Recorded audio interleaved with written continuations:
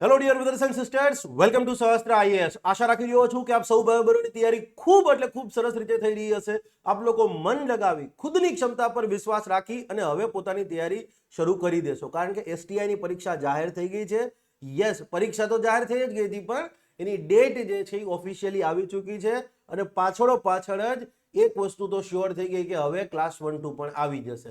હવે બસ ખાલી ભગવાનને એટલી જ પ્રાર્થના કરીએ કે ભાઈ 11મો મહિનો છે ત્યારથી આપણા અચ્છે દિન શરૂ થઈ જાય જીપીએસસી ના પર્સપેક્ટિવમાં. ક્લિયર છે?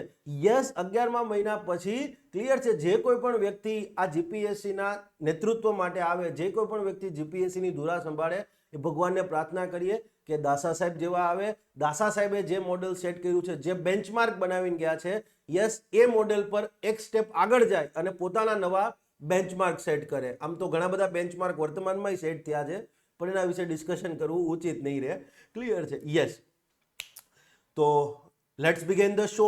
વિદ્યાર્થી મિત્રો, તમને બધાને ખ્યાલ છે જ કે આપણે ઇકોનોમી એન્ડ પોલિટીમાં એક વેબ સિરીઝ ઓફ એમસીક્યુ શરૂ કરેલ છે, જેનો ઉદ્દેશ્ય એક અને માત્ર એક જ છે કે ક્લાસ 1-2 ની પરીક્ષાને હજી 6-7 મહિના બાકી છે, ત્યારે વિદ્યાર્થીઓ પોતાની તૈયારી કેવી છે એનું સેલ્ફ એસેસમેન્ટ, સ્વ આંકલન કરી શકે. એક અને માત્ર એક જ ઉદ્દેશ્ય, સેલ્ફ એસેસમેન્ટ કરો કે જેથી ખબર પડે કે હજુ કેટલી મંજિલ કાપવાની બાકી છે. અને મેં કીધું તું એમ કે નોકરી જો તમારે ક્લાસ 1-2 લેવલ પર કરવી હોય તો બે જ છે, ડેપ્યુટી કલેક્ટર અને ડીવાયએસપી. બાકી કદાચ તમને નોકરી મળશે, એમાં કંઈ ખોટું નથી, કોઈ નોકરી ખોટી નથી કે ખરાબ નથી, પણ જે લાઈફ સેટિસ્ફેક્શન હશે ને એ આના જેવું નહીં મળે, ગેરંટી છે. તમે 45-50 વર્ષના થશો ત્યારે યાદ કરશો કે યાર થોડી મહેનત થોડી વધારે કરી લીધી હોત, બરાબર છે, 20 માર્ક વધારે આવી ગયા હોત મેઇન્સની અંદર, અથવા તો 25 માર્ક્સ વધારે ઓવરઓલ આવી ગયા હોત મેઇન્સ અને ઇન્ટરવ્યુના ભેગા થઈને, તો આજે આઈએએસનો ગ્રેડ લાગી ચૂક્યો હોત, અથવા તો ખંભા ઉપર 4 સિંહની આકૃતિ આવી ચૂકી હોત. યસ, અને બહુ ઇઝી છે આ વસ્તુ કરવી.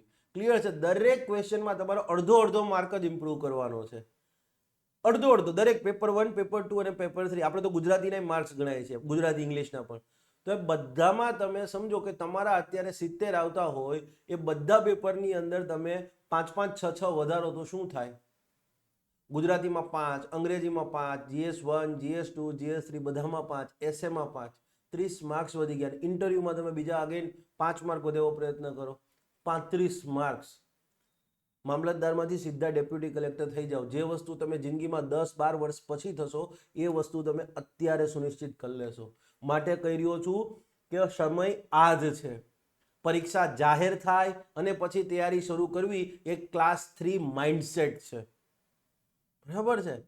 તો અત્યારથી શરૂ કરી દેજો. ખાસ કરીને એવા લોકો કે જે લોકો ઓલરેડી બિન સચિવાલયની પેલી ભરતી આવી હતી એમાં પાસ થઈ ગયા છે, તો હવે એ લોકોને જોબ સિક્યોરિટી છે, તો એ લોકોએ તો આમ જ લાગી જવું જોઈએ. કારણ કે એમાં હસમુખ પટેલ સાહેબે જે પેપર નીકાળેલા છે, એ પેપરો ક્લાસ 1-2 લેવલના જ હતા. દાસા સાહેબમાંથી જ એમને એમ કહેવાય ને કે આમ, હા ભાઈ, આવું કંઈક કરવું જોઈએ. ક્લિયર? તો આપણે તૈયારી હવે સ્ટાર્ટ કરી દેવી જોઈએ. એવા લોકોએ તો ખાસ, જે લોકો સ્પેસિફિકલી બિન સચિવાલય એક્ઝામમાં જે લોકો ટોપ 200માં છે, એ લોકોએ તો 1-2 માટે લાગી જ જવું જોઈએ. એસટીઆઈ માટે ફોકસ ના કરતા બહુ, બરાબર છે? યસ. તો ચલો મૂળભૂત અધિકારોની વાત કરીએ. ક્વેશ્ચન 1, ભારતીય સંવિધાનના અનુચ્છેદ 25 હેઠળ મળેલી અંતઃકરણની તથા કોઈપણ ધર્મનો અંગીકાર, અનુકરણ અને ફેલાવો કરવાની સ્વતંત્રતા નીચે પૈકીની કેટલી બાબતોને આધીન રહીને મળેલ ગણાય છે? એનો અલગ રીતે જો ક્વેશ્ચન પૂછે, યસ, તો આ રીતે પણ પૂછી શકે કે ભારતીય સંવિધાનના અનુચ્છેદ 25 હેઠળ મળેલી અંતઃકરણની તથા કોઈપણ ધર્મનો અંગીકાર, અનુકરણ અને ફેલાવો કરવાની જે સ્વતંત્રતા છે, એના પર રાજ્ય કયા કયા આધાર પર, નીચે પૈકીના કોના આધાર પર નિયંત્રણ લગાડી શકે છે?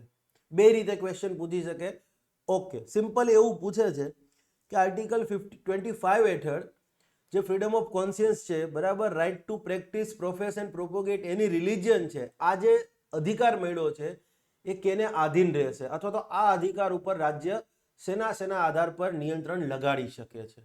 હવે ઘણા, યસ, અનુચ્છેદ 19માં જે સ્વતંત્રતા મળી છે, વાણી અને અભિવ્યક્તિની સ્વતંત્રતા, એસોસિએશન, યુનિયન કે કોઓપરેટિવ મંડળો રચવાની સ્વતંત્રતાની વાત કરીએ, કે પછી ભારતના રાજ્ય ક્ષેત્રમાં મુક્તપણે હરવા ફરવાની, કોઈ પણ ભાગમાં સ્થાયી થવાની, કોઈ પણ બિઝનેસ ધંધો વ્યવસાય કરવાની, આ જે બધી સ્વતંત્રતાઓ મળી છે તો એની ઉપર પણ રિસ્ટ્રિક્શન આપવામાં આવ્યું છે. માનો કે વાણી અને અભિવ્યક્તિની સ્વતંત્રતા છે તો ભારતના સાર્વભૌમત્વ, ભારતની અખંડિતતા, રાજ્યની સલામતી, વિદેશી રાજ્ય સાથેના સંબંધો, કોર્ટનો તિરસ્કાર, બદનક્ષી, માનહાનિ, આવા બધા આધાર ઉપર રાજ્ય નિયંત્રણ લગાડી શકે કાયદો ઘડીને. તો યસ, અનુચ્છેદ 25 હેઠળ જે કોઈ પણ ધર્મનો અંગીકાર કરવાની કે એનું પાલન એનો પાળવાની, એનો ફેલાવો કરવાની જે સ્વતંત્રતા છે એની ઉપર રાજ્ય નિયંત્રણ લગાડી શકે છે. યસ, તમે જો પ્રોપર વાંચ્યું હોય તો તમને ખ્યાલ આવે. ઓકે, તો આનો જવાબ જે છે ક્લિયર છે, હું કહી દઉં છું પછી એક્સપ્લેનેશન આપું છું, કારણ કે આવો જ ક્વેશ્ચન નેક્સ્ટ ક્વેશ્ચન 26 ને લઈને મૂક્યો છે. તો આનો જવાબ થશે ક્લિયર છે આપેલા ચારે. જે અનુચ્છેદ 25 હેઠળ ધાર્મિક સ્વતંત્રતાની વાત કરવામાં આવી છે એ નૈતિકતા, મોરાલિટી, હેલ્થ, પબ્લિક ઓર્ડર, જાહેર વ્યવસ્થા કે પછી ભાગ 3 ની અન્ય જોગવાઈઓને આધીન મળેલી છે. યસ, તમને હમણાં પ્રેક્ટિકલ ઉદાહરણથી સમજૂતી આપી દઉં એટલે તમને ખ્યાલ આવી જશે. ઓકે, આર્ટિકલ 25 ની આપણે જો પહેલા વાત કરીએ,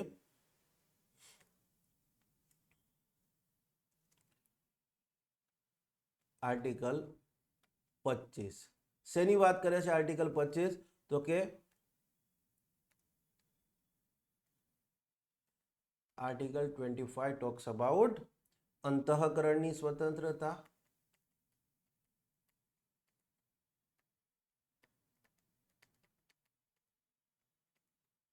યસ, એન્ડ કોઈ પણ ધર્મ અંગીકાર કરવાની, યસ, એને પાળવાની અને એનો ફેલાવો કરવાની,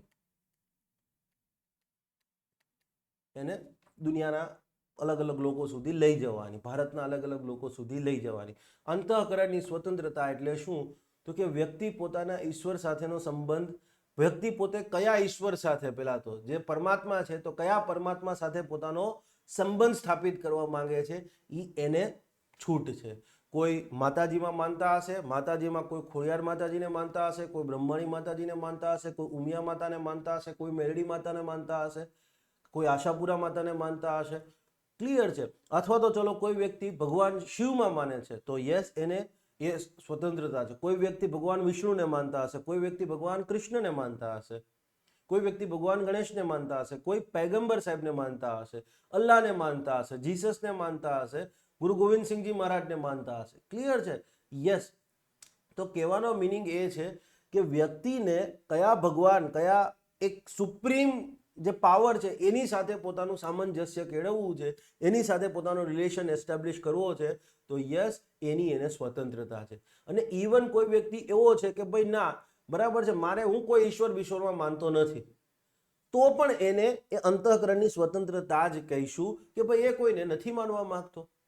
યસ, ધર્મનો અંગીકાર કરવાની, કોઈ વ્યક્તિને હિન્દુ ધર્મનો, સનાતન ધર્મનો અંગીકાર કરવો છે, કોઈને ઇસ્લામ અપનાવવો છે, કોઈને ક્રિશ્ચિયાનિટીમાં જવું છે, કોઈને જ્યુસ બનવું છે, કોઈને શીખ ધર્મ અંગીકાર કરવો છે, તો એને છૂટ છે. અને એ ધર્મ પાળવાની મતલબ એ ધર્મમાં જે કહેવામાં આવ્યું છે એની જે કોઈ પણ કામગીરી છે એ પણ કરવાની સ્વતંત્રતા છે. લેટ્સ સે ફોર એક્ઝામ્પલ, કોઈ વ્યક્તિ સમજવા માટે સનાતન ધર્મમાં શિવને માનતો થાય છે તો સનાતન ધર્મની સ્વતંત્રતા, અંતઃકરણ, શિવ ભગવાન. તો હવે એ વ્યક્તિ એને સોમવારે જઈ ભગવાનને જલ અભિષેક કરશે અથવા ડેઈલી અભિષેક કરશે, ભગવાનને દૂધનો અભિષેક કરશે તો એને સ્વતંત્રતા છે.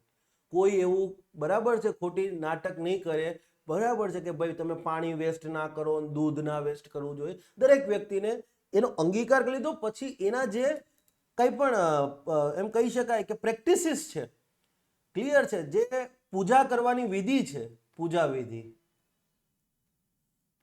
યસ, તો એને પાળવાની સ્વતંત્રતા છે. કોઈ ઇસ્લામને કબૂલ કરે છે તો યસ, એ વ્યક્તિ જે છે એ માથે ટોપી પહેરી શકે છે. જ્યુસ છે તો એ વ્યક્તિ પણ માથે એમની એક પાછળ હોય છે ટોપી જેવું નાનું, યસ, એ પહેરી શકે છે. કોઈ શીખ વ્યક્તિ છે તો એ માથે પાગ બાંધી શકે છે.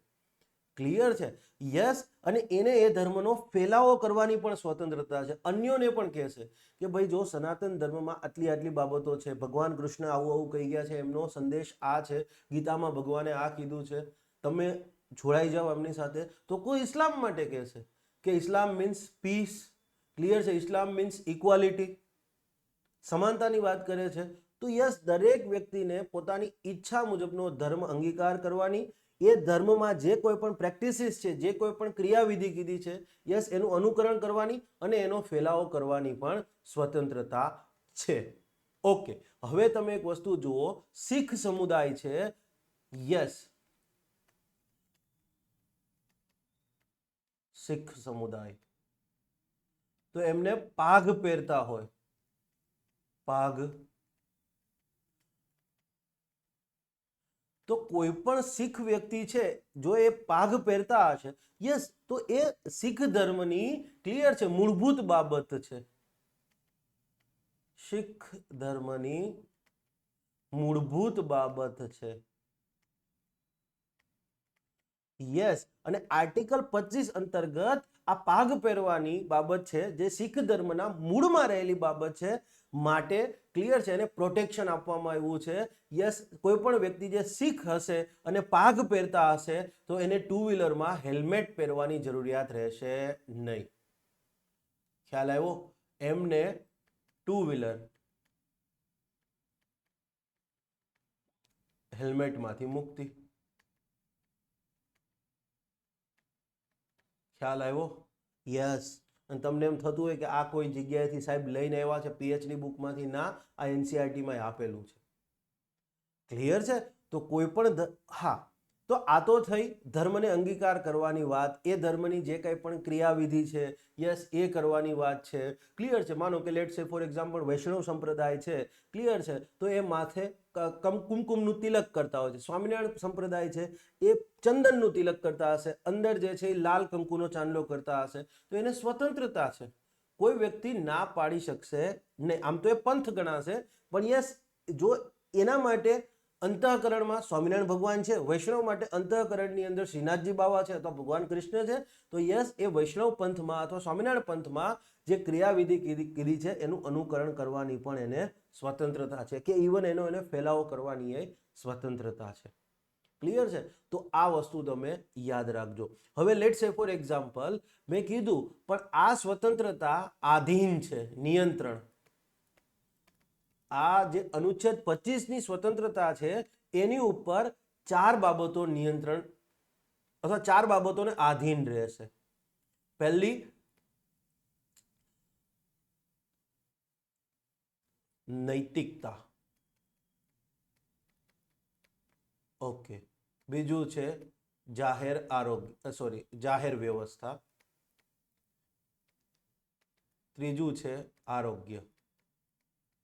અને ચોથું આવે છે ભાગ 3ની અન્ય જોગવાઈઓ. હવે આ શું કહેવા માંગે છે? સિમ્પલ એક વસ્તુ વિચાર કરો. કોઈ એમ કહે છે કે હું ભગવાન શિવમાં માનું છું, મને અંતઃકરણની સ્વતંત્રતા છે. Okay, accepted. બરાબર, મેં શિવ પંથ સ્વીકાર્યો, અગેન એક્સેપ્ટેડ. હું શિવ ધર્મનું શિવ પંથ જે છે એની જે કંઈ પણ પૂજા વિધિ છે, ક્લિયર છે, એનું અનુકરણ કરીશ. ઓકે, કાંઈ વાંધો નહીં. યસ, અને હું શિવ પંથનો ફેલાવો કરીશ. ઓકે. પણ હવે એ એમ કે હું શિવ ભગત છું, માટે ભગવાને ભાંગ પીધી છે, ક્લિયર છે, યસ, તો હું પણ ભાંગ પીશ, ડેઈલી બેઝિસ પર ભાંગ પીશ, અને પછી તમે 4 રસ્તા ઉપર જઈ અને એમ કહો કે શિવ ભગવાને નૃત્ય કરતા હતા, હું નૃત્ય કરું, તો એ ચાલે નહીં. કારણ કે એ જાહેર વ્યવસ્થા સામે એક પડકારરૂપ બાબત થઈ ગઈ. ખ્યાલ આવ્યો? એ જાહેર વ્યવસ્થાની સામે એક અનુચિત બાબત થઈ ગઈ. અથવા તમે એમ કહો કે શિવ મંદિરમાં આવે એ દરેક વ્યક્તિએ ભાંગ પીવી જ પડશે, તો બની શકે કોઈ વ્યક્તિ એના હેલ્થને લઈ એને કોન્શિયસ હોય, ક્લિયર છે, તો એ તમે કરી શકો નહીં. ખ્યાલ આવી ગયો? ઓકે, લેટ્સ સે, ઓકે, કઈ વાંધો, નેક્સ્ટમાં આવશે. તો હોપફુલી આ 2 એક્ઝામ્પલ તમારા માટે બહુ ઇનફ થયા હશે. હવે આર્ટિકલ 26ની જે સ્વતંત્રતા છે, આ પણ થોડું સમજવા જેવું છે. આર્ટિકલ 26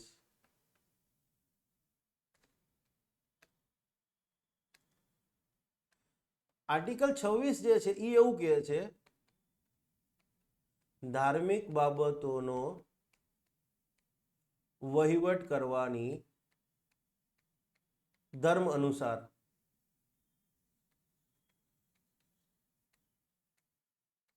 અને ધર્મ અથવા પંથમાં જે કીધું છે એ મુજબ વહીવટ કરવાની સ્વતંત્રતા. હવે આર્ટિકલ 25 જોશો તો એ જે ધાર્મિક સ્વતંત્રતા આપી છે એ કેવી ધાર્મિક સ્વતંત્રતા છે? વ્યક્તિગત ધાર્મિક સ્વતંત્રતા. આર્ટિકલ 25 ની જો તમે વાત કરશો તો એ વાત કરે છે ઇન્ડિવિડ્યુઅલ ફ્રીડમ ઓફ રિલિજન, વ્યક્તિગત ધાર્મિક સ્વતંત્રતા. અને જો તમે આર્ટિકલ 26 ની વાત કરો છો તો અહીંયા કોઈ વ્યક્તિની વાત નથી કરી. શું કીધું છે? કોઈ ધર્મ અથવા એના પંથને પોતાના ધર્મ અનુસાર ધાર્મિક બાબતોનો વહીવટ કરવાની સ્વતંત્રતા છે. યસ, આવું કીધું છે. કોઈ ધર્મ અથવા તો એના પંથને પોતાની ધાર્મિક જે ક્રિયાવિધિ છે, ધાર્મિક જે નીતિ નિયમો છે એ મુજબ એને ધાર્મિક બાબતોનો વહીવટ કરવાની સ્વતંત્રતા છે. તો આ સ્વતંત્રતા જે છે એ કેવી છે? સામૂહિક છે. કલેક્ટિવ ફ્રીડમ ઓફ રિલિજન, સામૂહિક ધાર્મિક સ્વતંત્રતા. ઓકે, હવે અહીંયા કેવા શું માંગે છે? તો આ જે સામૂહિક ધાર્મિક સ્વતંત્રતાની વાત કરી છે આની ઉપર એ નિયંત્રણ આવે છે. યસ, જો એની ઉપર નિયંત્રણની વાત કરીએ તો આની ઉપર 3 બાબતોના આધારે નિયંત્રણ લગાડી શકાય. એક છે નૈતિકતા, બીજું છે જાહેર વ્યવસ્થા અને ત્રીજું છે આરોગ્ય. ઓકે, હવે લેટ્સ સે ફોર એક્ઝામ્પલ વાત કરીએ કે ધાર્મિક પ્રસંગો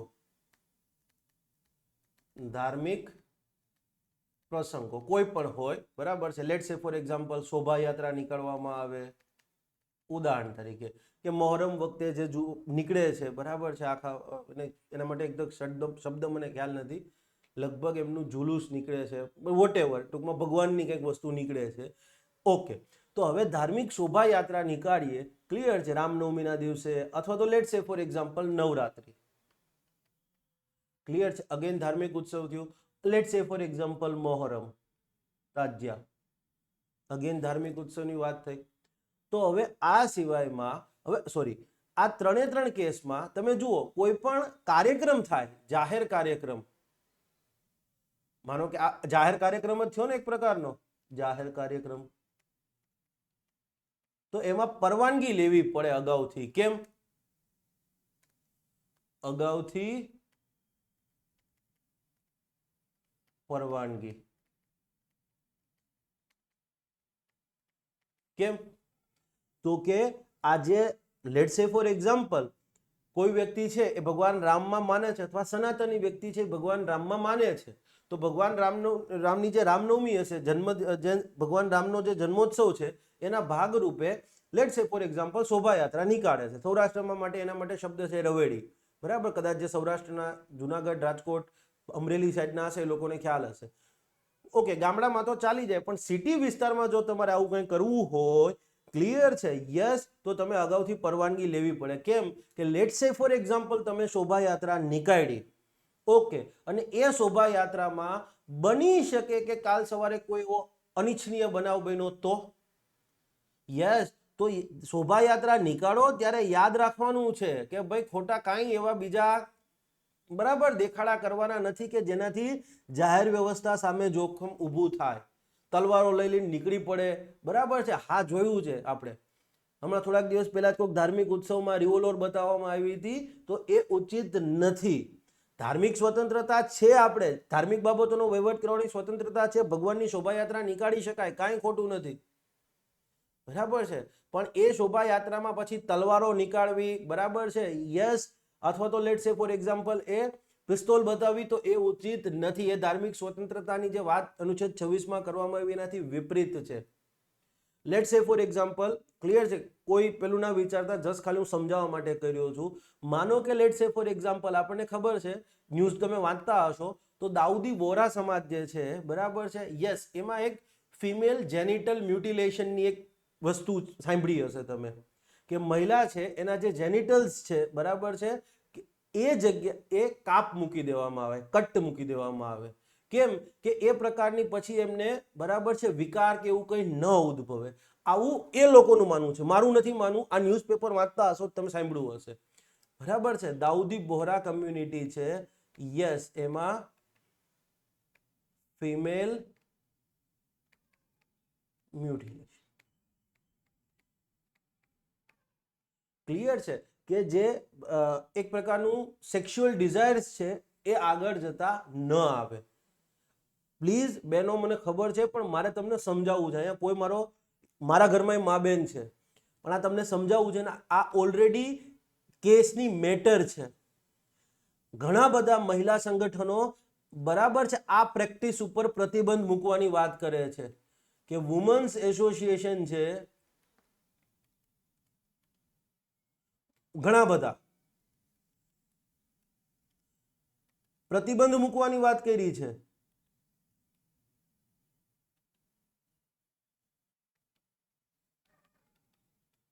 કેમ?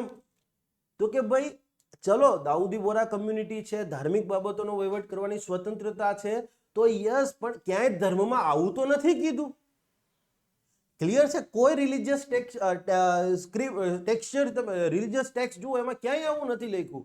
અને યસ, ધાર્મિક બાબતોની સામૂહિક સ્વતંત્રતા આપણે માની શકીએ, પણ એ જાહેર આરોગ્યને આધીન છે. ક્લિયર છે? યસ, મેટર સબજુડાઇઝ છે, એટલે જેટલું પબ્લિક ડોમેનમાં હતું એ મેં તમને કીધું છે. શબ્દોની કેટલીક મર્યાદા હોય છે, માટે અમુક વસ્તુઓ અહીંયા ન કહી શકાય. બરાબર છે? કોઈ પણ શબ્દો બોલીએ પહેલા મારે યાદ રાખવું જોઈએ કે મારી ઘરે પણ એક માં અને એક બેન છે, સોરી, બે. ક્લિયર છે? ઓકે, ચાલો, આટલી વસ્તુ જે છે એ તમને યાદ રહી હશે, હું એવું માનું છું. હવે ક્વેશ્ચન 26 જુઓ. ભારતીય સંવિધાનના અનુચ્છેદ 26 હેઠળ મળેલી ધાર્મિક બાબતોનો વહીવટ કરવાની સ્વતંત્રતા નીચે પૈકીની કેટલી બાબતોને આધીન રહીને મળેલ ગણાય છે, અથવા તો રાજ્ય આવી સ્વતંત્રતા પર કોના કોના આધાર પર નિયંત્રણ લગાડી શકે છે? અહીંયા આવશે કેટલા આધાર પર. ઓકે, તો મેં કીધું એમ કે ભાઈ યસ, મોરાલિટી આવશે, હેલ્થ આવશે, અને પબ્લિક ઓર્ડર પણ આવશે. આ શિષ્ટાચાર જે છે એ નથી આવતું, તો આનો જવાબ થશે માત્ર 3. ક્લિયર છે? કોઈ પણ વસ્તુને તમારે જો મૂળમાંથી સમજો, યસ, તો એને સમજવી બહુ ઈઝી પડી જતી હોય છે. આર્ટિકલ 25 ની વાત કરો તો yes, morality, health, public order and other provisions of this constitution, other provisions of part 3. Yes, એમાં એવું લખેલું છે. નૈતિકતા, આરોગ્ય, જાહેર વ્યવસ્થા અને ભાગ 3 ની અન્ય જોગવાઈઓને આધીન રહીને દરેક વ્યક્તિને અંતઃકરણની સ્વતંત્રતા રહેશે, તથા કોઈ પણ ધર્મનો અંગીકાર, અનુકરણ અને ફેલાવો કરવાની સ્વતંત્રતા મળેલ ગણાશે. પણ આ આધીન મળેલી છે. યસ, મેં કીધું તું એમ કે તમે લેટ સે ફોર એક્ઝામ્પલ ધર્મનો ફેલાવો કરી શકો છો, સમજવા માટે કોઈ પણ ધર્મનો ફેલાવો કરી શકો છો, સ્વતંત્રતા છે. પણ યસ, હવે કોઈ વ્યક્તિને તમે, ક્લિયર છે, ધર્માંતરણ કરાવો છો બળજબરી પૂર્વકનું, અથવા તો ચીટિંગ કરીને ધર્માંતર કરાવો છો, ક્લિયર છે, તો એ ખોટી વસ્તુ છે. ચીટિંગ કરી, ક્લિયર છે, આપણે જોઈએ છે ઘણી વખત વ્યક્તિ પોતાની ઓળખ બદલી, ક્લિયર છે, અને કોઈ બેન દીકરી હોય એમને પ્રેમની વાત કરે, અને પ્રેમ કરવો કંઈ ખોટું નથી, પણ ઓળખ છુપાવીને નહીં, અને પછી એ હદ સુધી એ પ્રેમને લઈ જવામાં આવે કે વ્યક્તિ પછી એમાંથી બહાર નીકળવું બહુ મુશ્કેલ બની જતું હોય છે. તો આ નૈતિક બાબત પણ નથી, અને જે વ્યક્તિનું તમે બળજબરીપૂર્વક ધર્માંતરણ કરાવી રહ્યા છો એમની અંતઃકરણની સ્વતંત્રતાનું હનન છે. ક્લિયર છે? યસ, પોલિટિક્સની અંદર જે કંઈ પણ બોલવામાં આવે, બરાબર છે, હર્ષ સંઘવી સાહેબનું સ્ટેટમેન્ટ આ બાબતને લઈને બહુ ફેમસ છે, બરાબર છે, કે કોઈને છોડવામાં આ રીતે નહીં આવે. કોઈ XYZ વ્યક્તિ છે એ PQR બની અને ફરશે, અથવા તો PQR વ્યક્તિ છે XYZ બનીને ફરશે. ક્લિયર છે? ખોટી વસ્તુ છે. પ્રેમ ખોટો નથી, પણ આ રીતે કરશો એ ખોટી વસ્તુ છે. પણ એ રાજકીય બાબત છે, તમારે એને આ રીતે સમજવાની હોય, બરાબર છે. તમે સિવિલ સર્વન્ટ છો ભવિષ્યના, બરાબર છે. યાદ રાખજો, હવેના જે પોલિટિકલ સ્ટ્રક્ચરની વાત કરીએ, બીજેપી હોય, કોંગ્રેસ હોય, આપ હોય, સપા, બસપા, ડીએમકે, એઆઈડીએમકે, વાયએસઆર કોંગ્રેસ હોય, બીઆરએસ હોય, કોઈ ફરક નથી પડતો, બરાબર છે. જેડીયુ હોય, જેડીએસ હોય, કોઈ બધા પોલિટિશિયનો એક જ ઈચ્છે છે કે અમારે એવા બ્યુરોક્રેટ્સ જોઈએ છે કે સરકારની આગળ રહી અને અમને ડિફેન્ડ કરી શકે, બરાબર છે. નહીં કે સરકારનો પ્રચાર પ્રસાર કરે. સરકારના પ્રચાર પ્રસાર માટે એમની પાસે ભરી ભરીને કાર્યકર્તા છે, વોટ્સઅપ ગ્રુપો ભરી ભરીને પડ્યા છે. ક્લિયર છે? યસ. ઓકે. જ્યારે લેટ સે ફોર એક્ઝામ્પલ હું જો સમજવા માટે હિન્દુ છું, સનાતની છું, બરાબર છે, સમજવા માટે, અને હું શિવ ભગવાનમાં માનું છું. ઓકે, તો શિવને લગતી જે કોઈ પણ કામગીરી હશે એ હું કરીશ. ભગવાનના મંદિરે જઈશ, જલ અભિષેક કરીશ, ભગવાનને દૂધનો અભિષેક કરીશ, દહીં અભિષેક કરીશ, વોટ એવર XYZ, મધ જે કંઈ પણ થતું હશે એ કરીશ. ઓકે. પણ હવે હું જો એવું માનું છું કે જે લોકો શિવમાં નથી માનતા, બરાબર છે, એ કોઈ માણસો નથી, અથવા એ કોઈ ધાર્મિક વ્યક્તિ નથી, અથવા તો કોઈ બીજા પંથના વ્યક્તિ છે. ક્લિયર છે? યસ. એમને, બરાબર છે, એ બધા મારા કરતા નીચેના છે, તો એ નૈતિક રીતે ઉચિત નથી. ખ્યાલ આવી ગયો? કારણ કે દરેક વ્યક્તિને અંતઃકરણની સ્વતંત્રતા છે, ધર્મ અંગીકાર કરવાની સ્વતંત્રતા છે. ખ્યાલ આવી ગયો? યસ.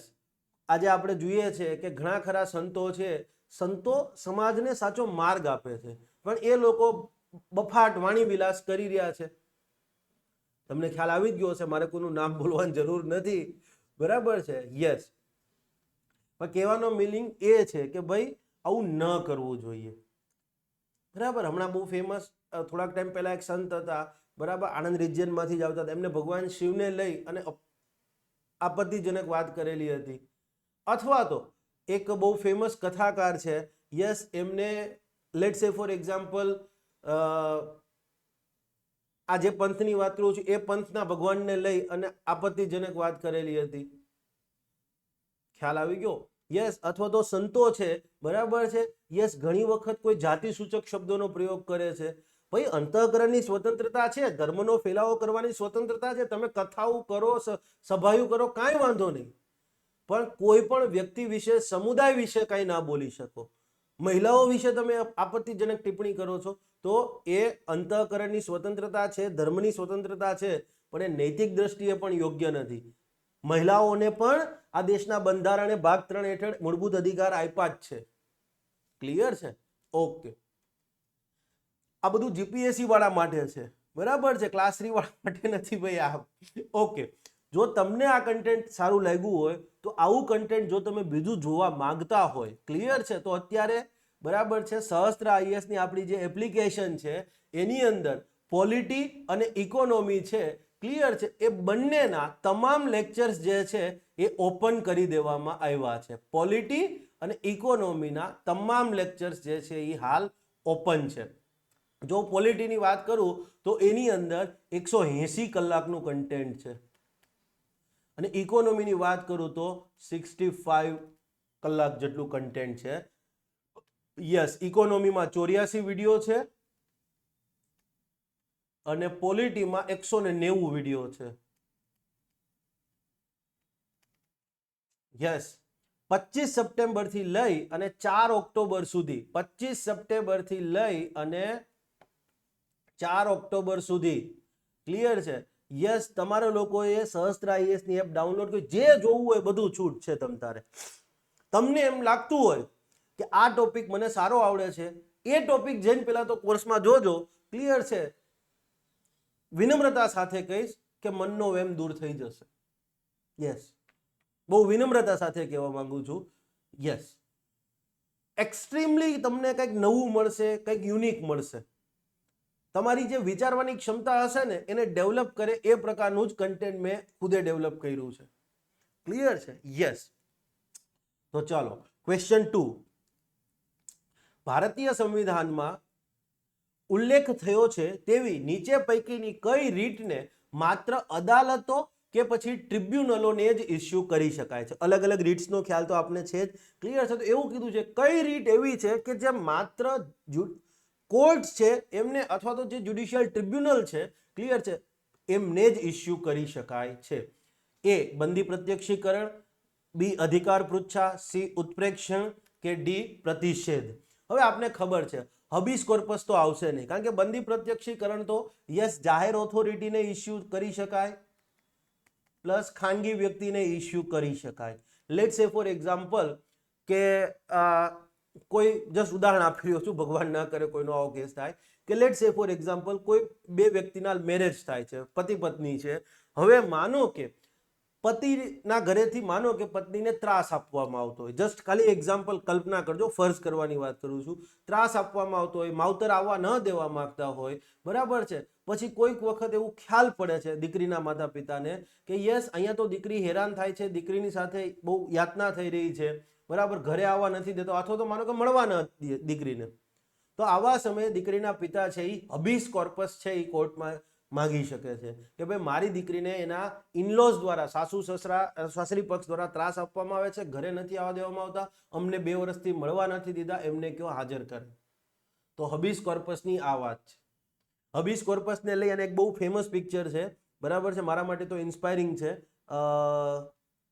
સાઉથના કોઈ સાઉથ સુપરસ્ટાર સૂર્યાનું પિક્ચર છે, આઈ થિંક જય ભીમ એવું નામ છે, જો મારી ભૂલ ના થતી હોય તો. બહુ મસ્ત પિક્ચર છે, બહુ એટલે બહુ, કે ખરેખર એમ કે ને કે જસ્ટિસ શું છે એ તમારે જોવું હોય ને તો એ તમે જોઈ શકો છો, એ મૂવી જોઈ શકો. ઇરુલા સ્નેક સ્કેચર્સની વાત છે, બરાબર છે, અને તમે જુઓ કે ખરેખર કહેવાય ને કે ઘણી વખત લાઈફમાં છે ને પૈસા કરતા હેપીનેસ બહુ મોટી વસ્તુ પ્લે હોય છે, એ તમને મૂવી જોઈને ખ્યાલ આવશે. જોજો, એમેઝોન પ્રાઇમમાં છે, મને પિક્ચરનું નામ યાદ નથી, લગભગ જય ભીમ જ છે, જો મારી ભૂલ ના થતી હોય તો, બરાબર છે. છતાં એક વખત તમને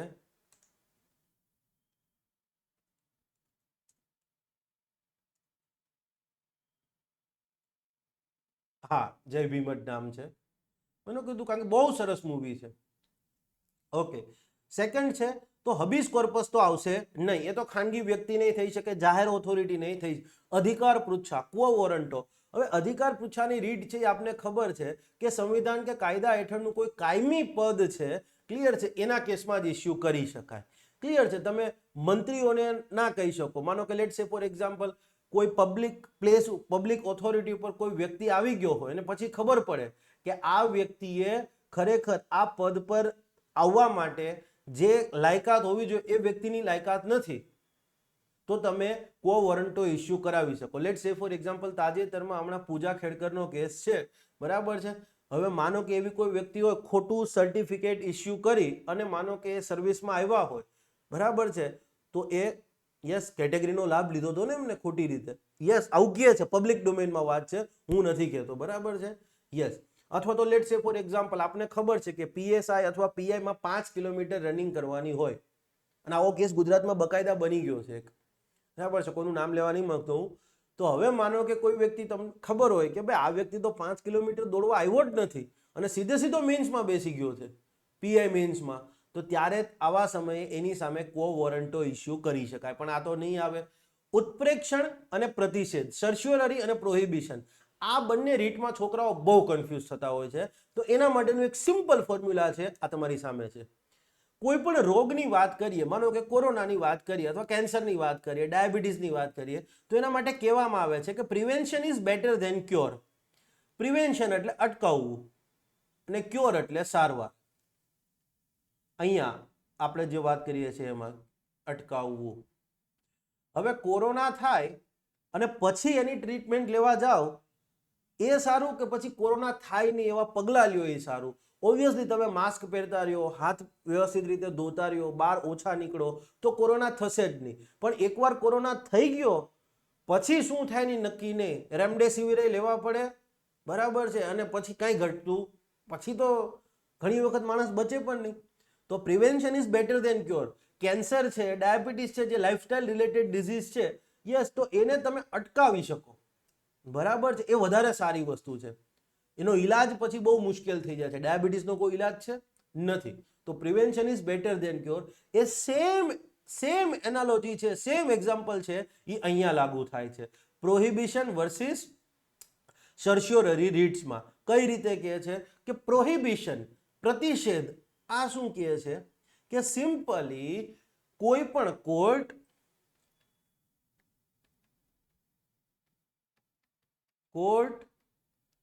ટ્રિબ્યુનલ કે વહીવટી ઓથોરિટી એડમિનિસ્ટ્રેટિવ ઓથોરિટી વહીવટી સત્તામંડળ પોતાના અધિકાર ક્ષેત્રથી અથવા અધિકાર ક્ષેત્રને ઓળંગીને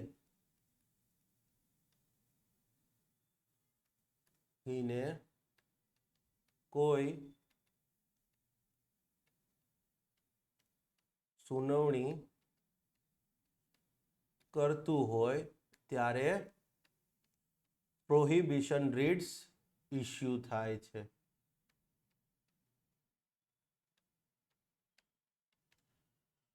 માનો કે લોઅર કોર્ટ ક્લિયર છે, લેટ સે ફોર એક્ઝામ્પલ જે સિવિલ કોર્ટ છે, બરાબર છે, અથવા તો લેટ સે ફોર એક્ઝામ્પલ ચલો સિવિલ કોર્ટનો જ એક્ઝામ્પલ રાખો.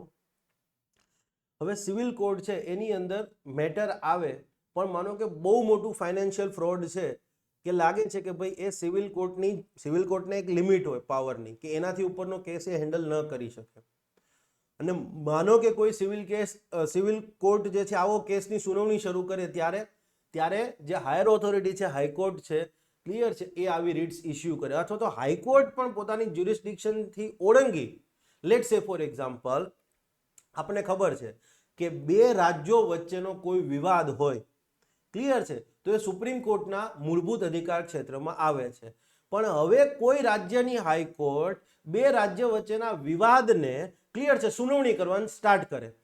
માનો કે લેટ સે ફોર એક્ઝામ્પલ ગુજરાત અને મહારાષ્ટ્ર વચ્ચે કોઈ વિવાદ હોય છે, જસ્ટ એક્ઝામ્પલ આપી રહ્યો છું, અને હવે માનો કે કોઈ ગુજરાત સરકાર છે ગુજરાત હાઈકોર્ટમાં રીટ કરે કે ભાઈ મહારાષ્ટ્ર સરકાર આ રીતે આમ કરે છે, હાઈકોર્ટ સ્વીકારશે જ નહીં પહેલા તો, પણ માનો કે સ્વીકારી લે તો સુપ્રીમ કોર્ટ પછી પ્રોહિબિશનની રીટ્સ ઇસ્યુ કરે કે ના બે રાજ્યો વચ્ચેના વિવાદની સુનાવણી કરવી એ સુપ્રીમ કોર્ટના મૂળભૂત અધિકાર ક્ષેત્રમાં આવે છે, તમારા નહીં પ્રોહિબિટ કરશે કે પ્રતિબંધ રોકાઈ જાઓ ઉભા રહી જાઓ બરાબર છે તમારા અધિકાર ક્ષેત્રમાં નથી આવતું અમને મોકલી દો. ખ્યાલ આવી ગયો?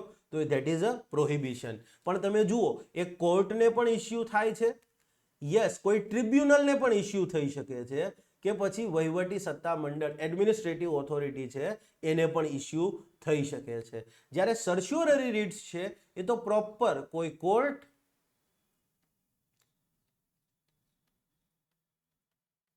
કે પછી ટ્રિબ્યુનલના આપેલ ચુકાદા કે આદેશને રદ કરવા સર્શ્યોરરી રીટ્સ ઇસ્યુ થઈ શકે છે. ક્લિયર? લેટ સે ફોર એક્ઝામ્પલ કોઈ વ્યક્તિ છે યસ એની વિરુદ્ધ લોઅર કોર્ટમાંથી વોરંટ નીકળી જાય કે ભાઈ નોન બેલેબલ વોરંટ નીકળે, માનો કે બિનજામીન પાત્ર ધરપકડ માટેનું વોરંટ નીકળે છે અને યસ લોઅર કોર્ટમાં વ્યક્તિના તરફથી જે વકીલે એને પ્રોપર સાંભળવામાં ન આવે માનો કે અને સીધું આ રીતે વોરંટ ઇસ્યુ થઈ જાય તો હવે વ્યક્તિ કદાચ હાઈકોર્ટ પાસે જશે કે ભાઈ મારા આ કેસમાં મને સાંભળવામાં જ નથી આવ્યો, આવા પોતાના મુદ્દા પોતાનો પક્ષ રજૂ કરશે અને હાઈકોર્ટ જો છે ક્લિયર છે એને ઉચિત લાગે તો હાઈકોર્ટ આ નીચલી ઓર્ડર કોર્ટ છે એનો આદેશ હતો નોન બેલેબલ વોરંટનો એને રદ કરતો આદેશ કરી શકે. That is a certiorari writs. બરાબર છે? કોઈ પણ ચુકાદો આપ્યો હોય, ખ્યાલ આવી ગયો? યસ. તો નીચલી કોર્ટના આદેશને રદ કરવા માટે કેન્સલ કે ભાઈ ના એ આદેશ લાગુ નહીં થાય. ક્લિયર છે કે ભાઈ બિનજામીન પાત્ર વોરંટ ઇસ્યુ થયું છે ક્લિયર છે એ આદેશ હવે લાગુ થશે નહીં ક્લિયર છે તો એને ક્વોશ કરવા માટે અથવા તો માનો કે ઘણી વખત ઉલટું બને કે લેટ સે ફોર એક્ઝામ્પલ કોઈ વ્યક્તિએ ક્લિયર છે કોર્ટમાંથી આગોતરા જામીન લઈ લીધા હોય, એન્ટિસિપેટરી બેલ, કોઈ વ્યક્તિએ કંઈક કાંડ કર્યો છે માનો કે અને એને આગોતરા જામીન લઈ લીધા લોઅર કોર્ટમાંથી અને હવે એવું લાગે છે સરકારને કે આ વ્યક્તિને આગોતરા જામીન લઈ અને કદાચ દેશ છોડી શકે છે, ક્લિયર છે, કોઈ પણ રીતે ઇન્ફ્લુએન્શિયલ વ્યક્તિ છે, તો સરકાર પોતે ઉપલી કોર્ટમાં જશે અને સર્શ્યોરરી રીટ ઇસ્યુ કરવાનું કહેશે કે ભાઈ આ વ્યક્તિ આગોતરા જામીન લઈ લીધા છે, પણ આ વ્યક્તિ જે ગુનામાં આરોપી છે, આરોપી અક્યુઝ, એ બહુ ગંભીર ગુનો છે, માટે એનું ખરેખર પોલીસ તપાસ થવા માટે ધરપકડ જરૂરી છે, તો પણ કોર્ટ જે છે ઉપલી કોર્ટ એ સર્શ્યોરરી રીટ્સ ઇસ્યુ કરી શકે છે. ઉપલી કોર્ટ મીન્સ હાઈકોર્ટ અને સુપ્રીમ કોર્ટ હાલ પૂરતી. તો ક્લિયર છે? યસ. તો હવે કઈ રીટ્સ માત્ર કોર્ટ્સ અથવા ટ્રિબ્યુનલને જ આવશે? તો કે ભાઈ સર્શ્યોરરી. ક્લિયર છે? તો આ તમારો આન્સર થશે. Okay, next. નીચે જણાવ્યા પૈકીના કેટલા અધિકારો ભારતમાં વૈધાનિક અધિકાર છે, સ્ટેચ્યુટરી રાઇટ્સ?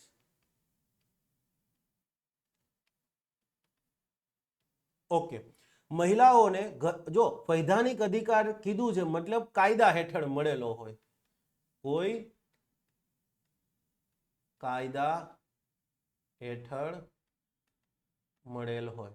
હવે કાયદો કોઈએ પણ સંસદે ઘડેલો હોય કે પછી રાજ્ય વિધાનમંડળે, રાજ્ય વિધાનમંડળે કાયદો ઘડ્યો હશે અને એના હેઠળ કોઈ અધિકાર આપવામાં આવ્યો હશે તો પણ એ વૈધાનિક અધિકાર જ છે, સ્ટેચ્યુટરી રાઇટ્સ જ છે.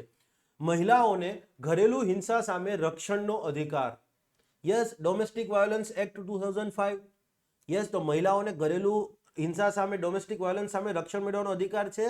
યસ, તો એ વૈધાનિક અધિકાર છે, કાયદા હેઠળ મળ્યો છે, ડોમેસ્ટિક વાયોલન્સ એક્ટ 2005. જમીન સંપાદનના કિસ્સામાં વ્યાજબી વળતર મેળવવાનો અધિકાર, અગેન બરાબર, લેન્ડ એક્વિઝિશન એક્ટ જે છે એના અંતર્ગત આ અધિકાર મળ્યો છે, તો યસ, અગેન આ વૈધાનિક અધિકાર છે.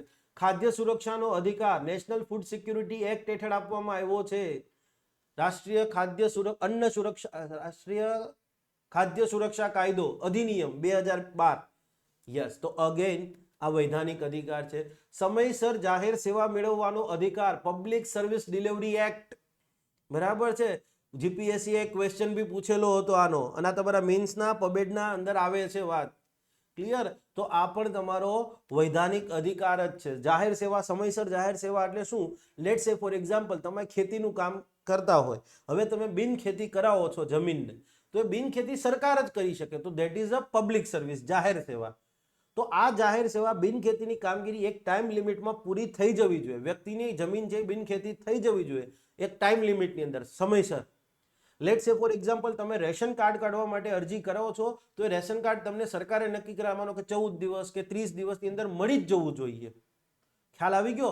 તમે માનો કે આધાર કાર્ડ લેવા જાઓ છો, તો આધાર કાર્ડ તમને એટલા દિવસમાં મળી જ જવું જોઈએ. તો આ સમયસર જાહેર સેવા મેળવવાનો અધિકાર છે, અગેન એ પણ વૈધાનિક અધિકાર છે, સ્ટેચ્યુટરી રાઇટ્સ છે. યસ, અધિકાર એટલે શું, અધિકારના પ્રકારો ક્યાં ક્યાં છે એ આપણે અગાઉના લેક્ચરમાં જોઈ ચૂક્યા છે. ક્લિયર છે? લેક્ચર નંબર 4, લિંક ડિસ્ક્રિપ્શનમાં છે જ. ઓકે, નીચે પૈકીનું કયું ભારતીય સંવિધાનમાં પ્રસ્થાપિત ઇક્વાલિટી બિફોર લો, કાયદા સમક્ષ સમાનતાની મૂળભૂત બાબત નથી? આપને ખબર છે કે કાયદા સમક્ષ સમાનતાની વાત કરીએ કે કાયદાઓના સમાન રક્ષણની વાત કરીએ, આ બંનેના એક ત્રણ મિનિંગ નીકળે છે, 3 સ્ટેટમેન્ટ છે, આપણે બધાને ખબર જ છે. તો યસ, ઇક્વાલિટી બિફોર લો માટે આપણે શું કહીએ છીએ કે કાયદા અન્વયે કોઈને પણ કોઈ પણ પ્રકારનો વિશેષાધિકાર નથી, કોઈને નો પ્રિવિલેજીસ. તો એ ઇક્વાલિટી બિફોર લો ની વાત કરે છે. યસ, આ સાચું છે. ઓકે, સમાન પરિસ્થિતિમાં કાયદા અન્વયે મળવાપાત્ર લાભ અને લાગુ થતી જવાબદારીઓ સમાન રહેશે. સમાન પરિસ્થિતિમાં મળવાપાત્ર લાભ અને લાગુ થતી જવાબદારીઓ સમાન રહેશે. હવે તમે જુઓ, આ એકચ્યુઅલી ઇક્વલ પ્રોટેક્શન ઓફ લો ની વાત કરે છે. આ વાત કરે છે કે નહીં? કાયદાઓના સમાન રક્ષણની. ક્લિયર છે? કાયદાઓના સમાન રક્ષણની વાત કરે છે. સિમ્પલી જો એક લાઈનમાં વાત કરું તો કોઈ વ્યક્તિ 2 વ્હીલર લઈને જાય છે, વિધાઉટ હેલ્મેટ જાય છે, માનો કે, તો યસ, બધાને દંડ સરખો જ રહેશે. એક સમાન પરિસ્થિતિ થઈ કે યસ, વ્યક્તિ રોડ પર જાય છે, 2 વ્હીલર લઈને જાય છે, હેલ્મેટ પહેરવું જોઈએ, નથી પહેર્યું, તો ક્લિયર છે, એક જ સરખો દંડ થશે. ખ્યાલ આવી ગયો? યસ, સમાન પરિસ્થિતિમાં કાયદા અન્વયે મળવાપાત્ર લાભ કે પછી લાગુ થતી જવાબદારીઓ, લાગુ થતો દંડ એ સમાન જ હોય છે. Let's say for example express highway છે, અમદાવાદ બરોડા એક્સપ્રેસ હાઈવે. તો હવે આ એક્સપ્રેસ હાઈવે ઉપર આપણને ખબર છે ટુ વ્હીલર અલાઉ નથી, ક્લિયર છે, અથવા તો આ એક્સપ્રેસ હાઈવે ઉપર થ્રી વ્હીલરને પણ અલાઉ નથી કરતા, યસ, તમને ખબર હશે. તો પછી પરિસ્થિતિ સમાન છે કે ભાઈ યસ, એક સ્પીડી મૂવમેન્ટ માટે હાઈ સ્પીડ કોરિડોર છે અને કદાચ બની શકે કે ટુ વ્હીલર અથવા થ્રી વ્હીલર આવશે તો એ હાઈ સ્પીડ કોરિડોરનો જે ઉદ્દેશ્ય છે એ ફૂલફિલ નહીં થાય, ક્લિયર છે, માટે ત્યાં ના પાડવામાં આવી છે. તો કોઈ બી ટુ વ્હીલરને અલાઉ નહીં કરે, કોઈ બી થ્રી વ્હીલર અલાઉ નહીં કરવામાં આવે, ક્લિયર છે. તો જવાબદારીઓ એક સમાન, ખ્યાલ આવી ગયો? યસ. હવે તમને એમ થાય કે સાહેબ ટુ વ્હીલરને જવા દેવામાં ન આવે, થ્રી વ્હીલરને જવાબ દેવામાં જવા ન આવે, તો પછી કાલ સવારે આર્ટિકલ 14 નું હનન કહી અને કોર્ટમાં ન જઈ શકે, ક્લિયર છે, ન જઈ શકે. કેમ ન જઈ શકે? ક્લિયર છે, મેં લેક્ચરમાં સમજાવ્યું છે, કોર્સમાં જઈને જોઈ લેજો, અત્યારે ફ્રી જ છે. ઓકે, 2 લેક્ચર લીધા છે આર્ટિકલ 14માં. તમે માનો કે અમદાવાદ રિવરફ્રન્ટ પર જોશો, અમદાવાદ રિવરફ્રન્ટ ઉપર ઓટો રિક્ષા અલાઉ નથી. હવે કઈ રહ્યો મને નથી ખબર, પણ નથી જ અલાઉ કરતા, ક્લિયર છે. કેમ નહીં કરતા હોય? અને કેસ ગયો છે બકાયદા ગુજરાત હાઈકોર્ટમાં. જે અમદાવાદ ઓટો રિક્ષા યુનિયન હતું એમને પિટિશન કરેલી હતી કે ભાઈ આ તો આર્ટિકલ 14 નું હનન છે, કે ભાઈ અમને કેમ કે રિવરફ્રન્ટ પર જવા દેવામાં નથી આવતા. પછી કારણ આપ્યું હતું એએમસીએ અને કારણ કોર્ટને ઉચિત લાગ્યું, માટે ક્લિયર છે, મેં લેક્ચરમાં કીધું છે. ઓકે, તમામ વ્યક્તિઓ કાયદાને એક સમાન રીતે આધીન રહેશે. અગેન યસ, આ ઇક્વાલિટી બિફોર લો ની વાત કરે છે.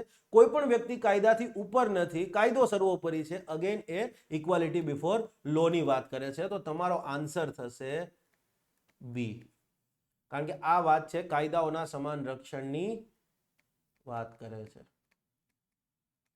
Okay, yes. ક્વેશ્ચન 5, ભારતીય સંવિધાનના અનુચ્છેદ 19 હેઠળના વાણી અને અભિવ્યક્તિની સ્વતંત્રતાના અધિકારના અનુસંધાનમાં નીચે જણાવેલ વિધાનો પૈકીનું કયું અથવા કયા વિધાન સાચા છે, કરેક્ટ છે? ઓકે, આવા અધિકારો મતલબ 19 હેઠળના વાણી અને અભિવ્યક્તિની સ્વતંત્રતાનો અધિકાર, આવો અધિકાર માત્ર ભારતીય નાગરિકને જ મળેલ છે. યસ, આપને ખબર છે કે 19 હેઠળના જે અધિકારો છે એ only available to citizen of country. તો આ તો સાચું છે. ઓકે, રાજ્ય આવા અધિકારો પર પોતાને યોગ્ય જણાય તેવા આધાર પર નિયંત્રણો લગાડી શકે છે.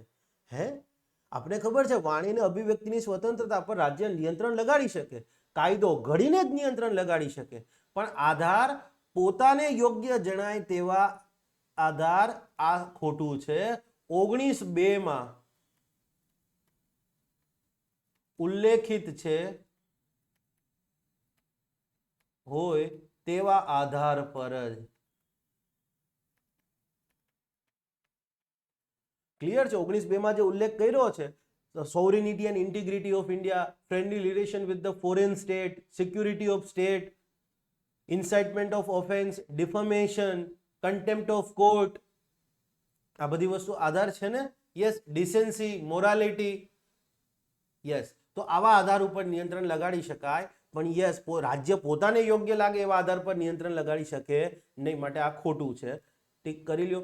રાજ્ય આવા અધિકારો પર કાયદો ઘડીને જ નિયંત્રણ લગાડી શકે, યસ, આ પણ સાચું છે.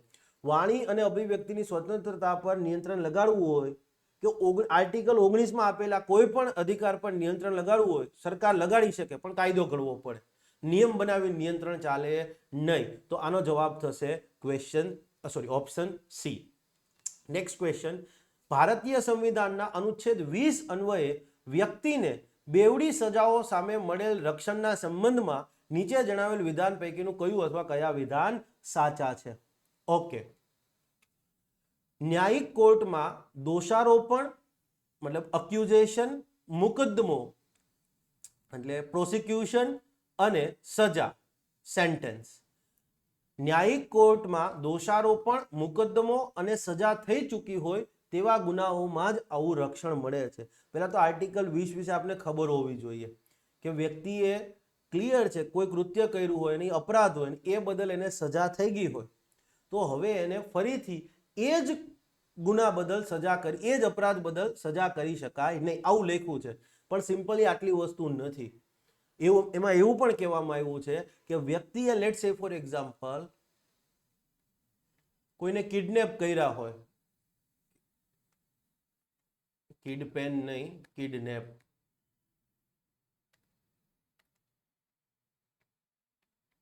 ઓકે, તો હવે માનો કે વ્યક્તિને કોઈ બીજા વ્યક્તિને એને કિડનેપ કરી લીધું છે, માનો કે બાળકને કિડનેપ કરી લીધું છે, તો યસ હવે એને ફરી પાછું ક્લિયર છે કિડનેપ કરવાના આરોપ બદલ એની સામે કોઈ જ કાર્યવાહી થઈ શકે નહીં, પણ સામે માનો કે આરોપ બદલી દેવામાં આવે,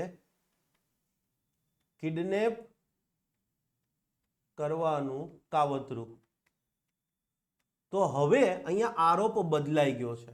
આ કિસ્સામાં તમે જુઓ છો કે આરોપ જે છે એ ચેન્જ થઈ ગયો છે.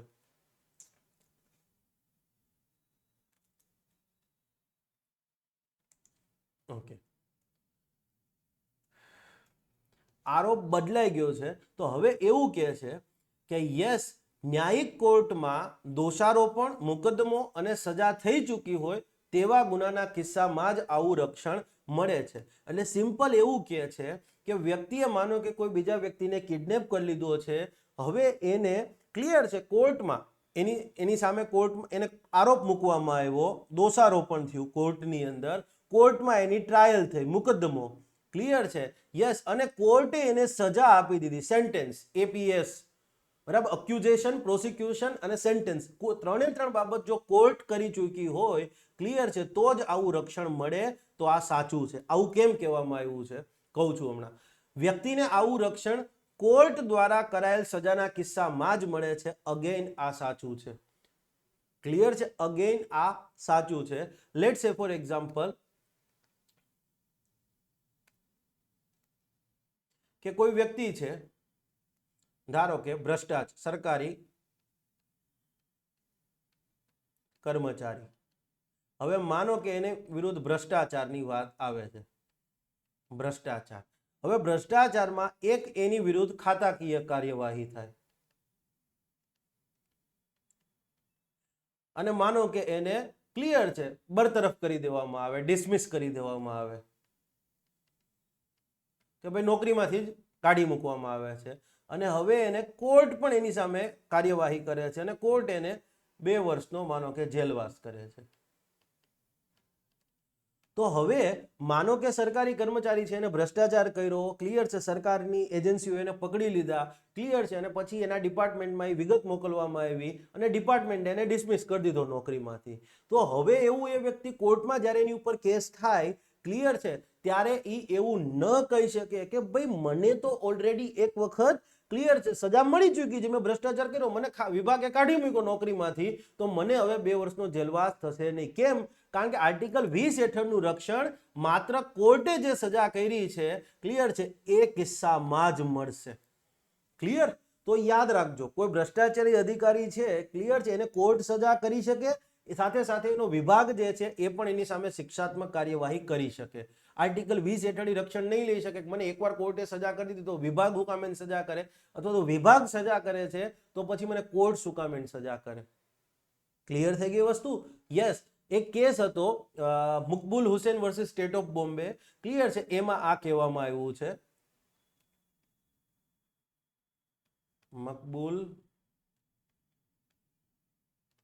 હુસેન કેસ મેં વાત કરેલી છે લેક્ચરમાં. મકબૂલ હુસેન કેસમાં કેવું હતું કે આ વ્યક્તિ છે ને બહુ બધું ગોલ્ડ લઈને આવેલો હતો, બહુ જૂનો કેસ છે, બરાબર, કે તમે સમજો સ્ટેટ ઓફ બોમ્બે છે, મતલબ 1960 પહેલાનો કેસ હશે, બરાબર છે, યસ, કિસ્સો ત્યારનો હશે, પછી આગળ જતા જજમેન્ટ પાછળથી આવ્યું હશે, બરાબર છે. તો મકબૂલ હુસેન કેસની અંદર એવું હતું કે વ્યક્તિ હતો એ બહુ બધું ગોલ્ડ લઈને આવ્યો હતો, બરાબર છે, અને બોમ્બે એરપોર્ટ ઉપર એને જે સી કસ્ટમ ઓથોરિટી હતી એને પકડી લીધો, અને હવે કેવું થયું કે વ્યક્તિને પકડી લીધો તો એનું ગોલ્ડ હતું એ જપ્ત કરી લેવામાં આવ્યું. ઓકે, ઓથોરિટીએ ગોલ્ડ જપ્ત કરી લીધું, પણ સાથે સાથે એની ઉપર બરાબર ફોરેન એક્સચેન્જ રેગ્યુલેશન એક્ટનો જે મુજબ કાર્યવાહી થતી હતી કોર્ટમાં એ કરવામાં આવી. તો વ્યક્તિએ કોર્ટમાં જઈને એવું કીધું કે ભાઈ મને શું કામ એને સજા કરે છે કોર્ટ, મને એક વખત હું ગોલ્ડ લઈને આવ્યો, મેં અપરાધ કર્યો, તો મારું ગોલ્ડ તો સીઝ કરી લીધું છે, ઓથોરિટીએ જપ્ત કરી લીધું છે, હવે તો મને એકવાર તો સજા થઈ ચૂકી છે. ત્યારે કોર્ટે એ વસ્તુ માન્ય ન રાખી, ગ્રાહ્ય ન રાખી, અને કીધું કે આર્ટિકલ 20 હેઠળનું રક્ષણ છે, ક્લિયર છે, ત્યારે જ મળશે કે વ્યક્તિની ક્લિયર છે દોષારોપણ, મુકદ્દમો અને સજા કોર્ટે આપેલી હોય. એ તો એક એડમિનિસ્ટ્રેટિવ ઓથોરિટી છે. ક્લિયર થઈ ગઈ વસ્તુ? યસ. અને આ વાત હતી થોમસ દાસ કેસની. થોમસ દાસ કેસ. ક્લિયર છે? યસ. કે લેટ સે ફોર એક્ઝામ્પલ કોઈ વ્યક્તિએ બાળકને કિડનેપ કર્યું છે, ક્લિયર છે, અને કોર્ટમાં એની વિરુદ્ધ કાર્યવાહી થઈ કે ભાઈ હા આ વ્યક્તિએ બાળકને કિડનેપ કર્યું હતું, તો યસ એને કોર્ટમાં એની ઉપર આરોપ મૂક્યો, એની ટ્રાયલ મુકદ્દમો થયો અને કોર્ટે સજા કરી દીધી. ઓકે, એને રક્ષણ મળી ગયું. પણ હવે માનો કે પાછળથી ખબર પડે કે કિડનેપિંગનું કાવતરું એનું જ હતું, તો અગેન ફરી પાછા કોર્ટમાં એની વિરુદ્ધ ક્લિયર છે અક્યુઝેશન, પ્રોસિક્યુશન, ક્લિયર છે, અને સેન્ટેન્સ થઈ શકે. કોર્ટ એને કિડનેપનું કાવતરું કરવા બદલ દોષી માને અને સજા આપી શકે છે. બરાબર છે? તમારે આ રીતે પ્રેક્ટિકલ એક્ઝામ્પલથી વસ્તુઓ સમજવાની હોય છે. હોપફુલી તમને લોકોને આ આવું વસ્તુ સમજવાની મજા આવતી હશે, હું એવું માની રહ્યો છું. ઓકે, અલ્યા સ્પેસ હતી, ખોટું આ બધું કર્યું. ભારતીય સંવિધાનના અનુચ્છેદ 23 હેઠળ અન્વયે નીચે પૈકીની કઈ કઈ પ્રથાઓને પ્રતિબંધિત કરવામાં આવી છે? કે આર્ટિકલ 23 જે છે એ કોને કોને પ્રોહિબિટેડ કરે છે, પ્રોહિબિટ કરે છે? યસ, બાળમજૂરી, મનુષ્ય વ્યાપાર અને વેઠ પ્રથા. હવે અહીંયા જોતા બધાને એવું જ લાગશે ઓપ્શન ડી આવશે, પણ તમે ધ્યાનથી જુઓ, બાળમજૂરી છે એને સેપરેટલી અલગથી આર્ટિકલ 24 હેઠળ, અનુચ્છેદ 24 હેઠળ પ્રતિબંધિત કરવામાં આવી છે. અહીંયા આર્ટિકલ 23 પૂછ્યું છે, તો આર્ટિકલ 23 ની વાત કરો તો આર્ટિકલ 23 બાળમજૂરીની વાત નથી કરતો. આર્ટિકલ 23 જે છે એ બાળમજૂરી નથી વાત કરતો, એ વાત કરે છે બળજબરી પૂર્વકની મજૂરી.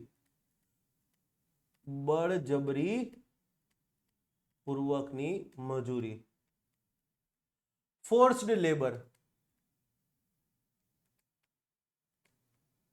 ફોર્સ્ડ લેબર, ક્લિયર છે? બળજબરી પૂર્વકની મજૂરી છે એને પ્રતિબંધિત કરે છે, તો આ તો આવશે નહીં. યસ, જવાબ તમને મળી ગયો છે. Forced labour, human trafficking, yes એની વાત કરે છે,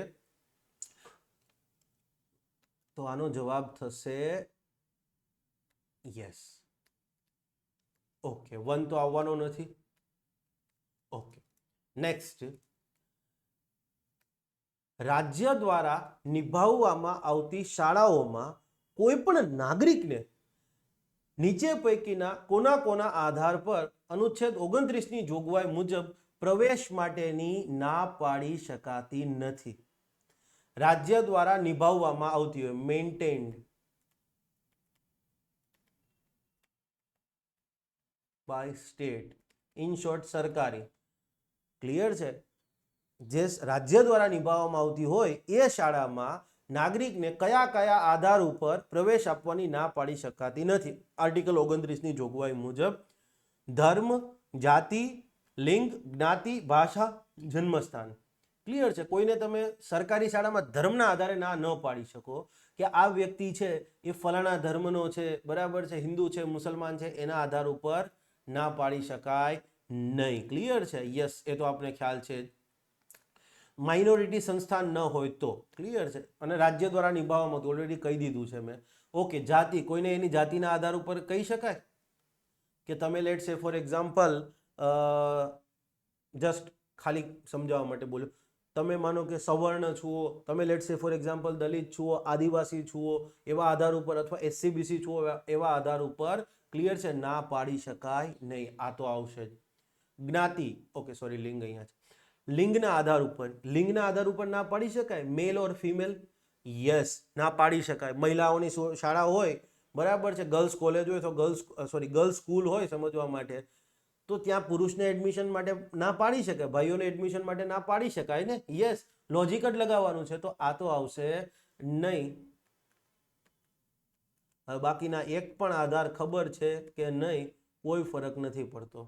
કોઈને એની જ્ઞાતિના આધાર ઉપર ન કહી શકાય કે તમે પટેલ છો, જૈન છો, રાજપૂત છો, એના આધાર ઉપર, અથવા તો લેટ સે ફોર એક્ઝામ્પલ બીજે કોઈ કમ્યુનિટીમાંથી આવો છો, યસ, તો એ ચાલશે નહીં. ક્લિયર છે? તો આના આધાર ઉપર ના, ભાષાના આધાર પર કોઈ લેટ સે ફોર એક્ઝામ્પલ સરકારમાં ગુજરાતી શાળા છે, હવે કોઈ હિન્દી મીડિયમનો છોકરો છે એ આવીને એડમિશન લેવા માંગતો હોય તો ના ન પાડી શકાય. એના માતા પિતા જ ઓલરેડી અહીંયા રહેતા હોય. ક્લિયર છે? યસ, જન્મસ્થાનના આધાર ઉપર તમે ના પાડી શકો નહીં. તો આનો જવાબ થશે 1, 2, 4 અને 5. સોરી, આ બી નહીં આવે. Slip of tongue, slip of tongue, બરાબર છે. યસ. નીચે જણાવેલ, હા, સારો ક્વેશ્ચન છે. નીચે જણાવેલ વિધાનો પૈકીનું કયું અથવા કયા વિધાન સાચા છે? ઓકે. લઘુમતી શિક્ષણ સંસ્થાનોની મિલકતનું રાજ્ય કોઈ પણ હેતુથી જમીન સંપાદન કરી શકતી નથી. લઘુમતી શિક્ષણ સંસ્થાનોમાં બહુલક સમુદાયના વિદ્યાર્થીઓ પ્રવેશ લઈ શકતા નથી. એડમિશન અને એક્વિઝિશન, કયું અથવા કયા સાચા છે? કે માઇનોરિટી એજ્યુકેશન ઇન્સ્ટિટ્યૂટ છે એની કોઈ પણ મિલકત હોય એને રાજ્ય એક્વાયર્ડ કરી શકે નહીં, કોઈ પણ હેતુથી એક્વાયર્ડ કરી શકે નહીં. ઓકે. અને બીજું છે કે માઇનોરિટી એજ્યુકેશન ઇન્સ્ટિટ્યૂટ છે એમાં મેજોરિટી સમુદાય, બહુલક સમુદાય છે એના વિદ્યાર્થીઓ પ્રવેશ લઈ શકતા નથી. કયું અથવા કયા સાચા છે? બંને ખોટા છે એકચ્યુઅલી. બરાબર છે, આનો જવાબ ડી આવશે. તમે એક વસ્તુ વિચાર કરો, માઇનોરિટી એજ્યુકેશન ઇન્સ્ટિટ્યૂટ છે એનું એવું લખ્યું છે કોઈ પણ હેતુથી સંપાદન ન કરી શકાય. ના, આવું ક્યાંય લખ્યું નથી. આવું ક્યાંય એટલે ક્યાંય લખ્યું નથી. જાહેર હેતુઓ માટે એનું સંપાદન થઈ શકે છે. તો આપને એમ થાય કે સાહેબ માઇનોરિટીને જે મૂળભૂત અધિકાર મળ્યો છે પોતાના શિક્ષણ સંસ્થાનો સ્થાપવાનો ને એ બધો, તો એ કઈ રીતે પછી એનું હનન નહીં થાય? ના, નહીં થાય. કારણ કે આર્ટિકલ 29, જો તમે આર્ટિકલ 30 ની સ્પેસિફિકલી વાત કરશો તો ત્યાં એના વિશે જોગવાઈ થયેલી છે. ઓકે, સમજીએ. લેટ સે ફોર એક્ઝામ્પલ આ કોઈ રોડ છે અને અહીંયા સમજવા માટે માઇનોરિટી એજ્યુકેશન ઇન્સ્ટિટ્યૂટ આવેલું છે. એજ્યુકેશન ઇન્સ્ટિટ્યૂટ, અને આ છે એ સમજવા માટે રોડ છે. ઓકે. અને બાકી બધી છે એ અધર પ્રોપર્ટીઝ છે કે કોઈ માઇનોરિટીની પ્રોપર્ટી નથી. હવે માનો કે આ રોડને વાઇડન કરવાની કામગીરી ચાલે છે, રોડ પોળો કરવાની કામગીરી ચાલે છે, અને એમાં એવું થાય છે કે આટલો રોડ પોળો કરી દેવો છે અને એમાં બધી પ્રોપર્ટી જતી રહે છે.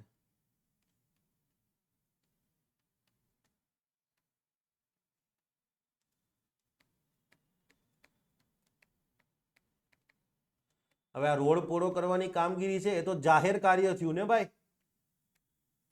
તો જાહેર કાર્યમાં માઇનોરિટી એજ્યુકેશન ઇન્સ્ટિટ્યૂટ છે એની જમીનનું સંપાદન થઈ શકે, પણ યસ, આર્ટિકલ 30 જો તમે ધ્યાનથી વાંચ્યું છે તો કીધું હશે કે યસ, માઇનોરિટીને જે આ શિક્ષણ, પોતાને શિક્ષણ સંસ્થાનો સ્થાપવાનો અને એનો વહીવટ કરવાનો અધિકાર મળ્યો છે, યસ, એ કોઈ પણ રીતે કોમ્પ્રોમાઇઝ ન થવો જોઈએ, એનું હનન ના થવું જોઈએ. મતલબ આટલી જગ્યા અહીંયા છે, સરકાર એમને એ જગ્યા બીજી કોઈ જગ્યાએ ફાળવી દેશે, ધેટ્સ ઓલ. નવી જગ્યાની ફાળવણી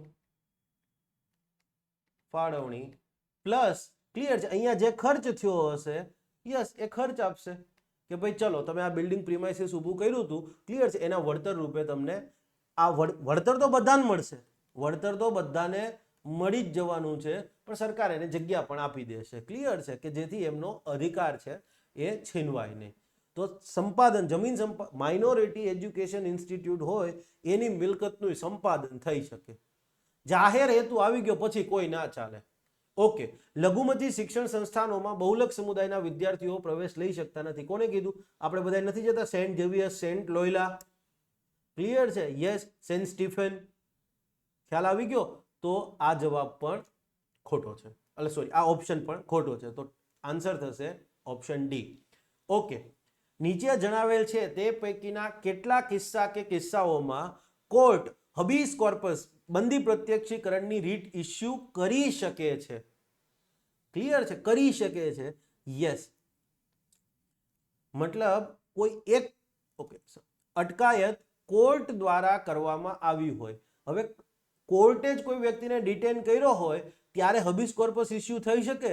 ના, ન થઈ શકે. કોર્ટ અથવા ધારાસભાના તિરસ્કાર બદલ થતી કાર્યવાહીમાં કન્ટેમ્પ્ટ ઓફ કોર્ટ લાગેલી હોય, કન્ટેમ્પ્ટ ઓફ લેજિસ્લેચર લાગ્યું હોય અને એ કિસ્સામાં કોઈની અટકાયત થઈ હોય, બરાબર છે, ત્યારે હબીસ કોર્પસ ઇસ્યુ કરી શકાય નહીં. રાષ્ટ્રપતિ પદની ગરિમાનું અપમાન કરવા બદલ કોઈ કાર્યવાહીના ભાગરૂપે વ્યક્તિની ધરપકડ થઈ હોય અથવા વ્યક્તિને પકડી લેવામાં આવ્યો હોય તો હબીસ કોર્પસ ઇસ્યુ થઈ શકે? યસ, થઈ શકે, કારણ કે ક્યાંય લખેલું નથી. હબીસ કોર્પસ કયા કયા કિસ્સામાં ઇસ્યુ ન થઈ શકે આપણે બધાને ખબર જ છે, આખું લિસ્ટ છે, પણ યસ આવો ક્યાંય ઓપ્શન નથી. યસ, તો અહીંયા ઇસ્યુ થઈ શકાય. અટકાયત કોઈ કાયદા અંતર્ગત થયેલી હોય, ક્લિયર છે, ત્યારે હબીસ કોર્પસ રીટ ઇસ્યુ થાય નહીં. તો આનો જવાબ ઇસ્યુ કરી શકે, તો આનો જવાબ થશે માત્ર એક જ. યસ, આ ખાસ યાદ રાખજો, આ PYQ છે, કોઈ એક્ઝામમાં પૂછાયેલો છે.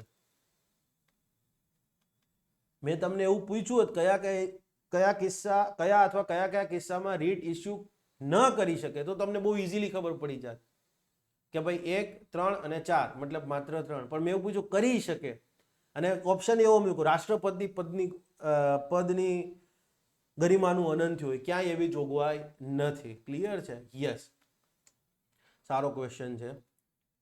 નીચે જણાવેલ વિધાનો પૈકીનું કયું અથવા કયા વિધાન સાચા છે? કરેક્ટ પૂછ્યું છે. ઓકે, પોતાના મૂળભૂત અધિકારનું હનન થયેલ હોય તો જ વ્યક્તિ અનુચ્છેદ 32 અન્વયે સુપ્રીમ કોર્ટ પાસેથી રક્ષણ મેળવી શકે.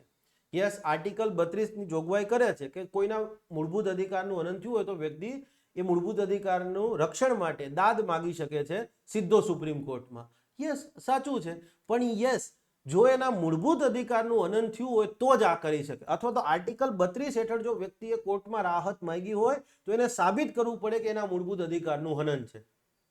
ક્લિયર છે? તો આ સ્ટેટમેન્ટ સાચું છે. પોતાના કોઈ પણ અધિકારનું હનન થયું હોય ત્યારે વ્યક્તિ અનુચ્છેદ 226 અન્વયે હાઈકોર્ટ પાસેથી રક્ષણ મેળવી શકે. હા, હાઈકોર્ટમાં તો શું મૂળભૂત અધિકારની અમલવારી કરાવવાની હોય, વૈધાનિક અધિકારની અમલવારી કરાવવાની હોય કે બીજા કોઈ પણ ઉદ્દેશ્યથી હાઈકોર્ટ છે એ અલગ અલગ રીટ્સ ઇસ્યુ કરી શકે છે. તો વ્યક્તિ કોઈ પણ અધિકારનું હનન થયું હોય અનુચ્છેદ 226 હેઠળ એ હાઈકોર્ટ પાસેથી રાહત માંગી શકે છે. અનુચ્છેદ 32 તથા અનુચ્છેદ 226 હેઠળ રક્ષણ મેળવવું એ વ્યક્તિનો મૂળભૂત અધિકાર છે. આ ખોટું સ્ટેટમેન્ટ છે. અનુચ્છેદ 32 હેઠળ યસ, આ ફંડામેન્ટલ રાઇટ્સ છે, મૂળભૂત અધિકાર છે, પણ અનુચ્છેદ 226 હેઠળ રક્ષણ મેળવવું એ ફંડામેન્ટલ રાઇટ નથી. ક્લિયર છે? તો જવાબ શું આવશે? માત્ર 1 અને 2. ખ્યાલ આવી ગયો? યસ. ભારતીય સંવિધાનના અનુચ્છેદ 29 ની જોગવાઈ અનુસાર ભારતના રાજ્ય ક્ષેત્રમાં અથવા તેના કોઈ ભાગમાં નિવાસ કરતા ખાલી જગ્યાને, મતલબ કોને નિવાસ કરતા કોને પોતાની અલાયદી ભાષા, લિપિ તથા વારસાની જાળવણી અને સંવર્ધન કરવાનો અધિકાર મળેલ છે. એ ભાષાકીય લઘુમતીઓને, બી ધાર્મિક લઘુમતીઓને, સી એ અને બી બંનેને, ડી ઉપરોક્ત પૈકી એક પણ નહીં. આનો જવાબ ઘણા લોકો એ અને બી બંને કરશે, ઘણા લોકો ધાર્મિક લઘુમતીઓ કરશે, બરાબર છે, પણ આનો જવાબ આવશે, ક્લિયર છે, ધ્યાનથી જોશો તો ડી આવશે. કારણ કે સાચો જવાબ આવશે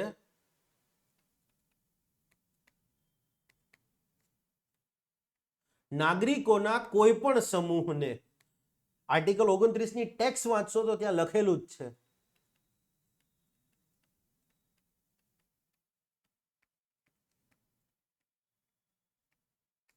યસ, તો જરૂરી નથી કે આર્ટિકલ 29 હેઠળ ક્લિયર છે રક્ષણ મેળવવું હોય તો યસ વ્યક્તિ લઘુમતી જ હોવો જોઈએ, કારણ કે આર્ટિકલ 29 માં શબ્દ પ્રયોગ થયો છે નાગરિકોના કોઈ પણ સમૂહને.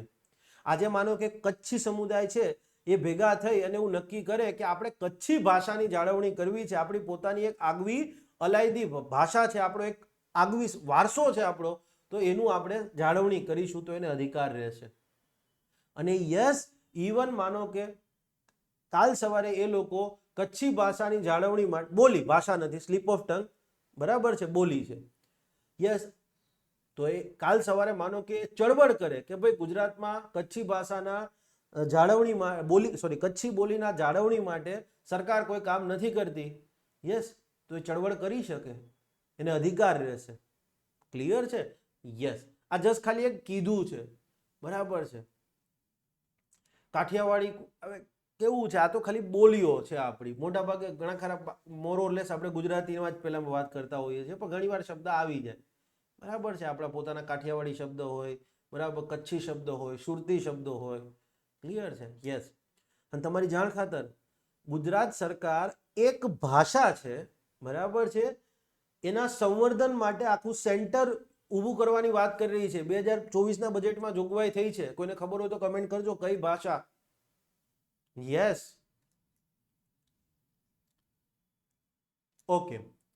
નીચે પૈકીનું કયું લોકતાંત્રિક સરકારોની પાયાની લાક્ષણિકતા ગણાશે નહીં? લોકતાંત્રિક સરકારોની પાયાની લાક્ષણિકતા, ડેમોક્રેટિક ગવર્મેન્ટની વાત કરી છે.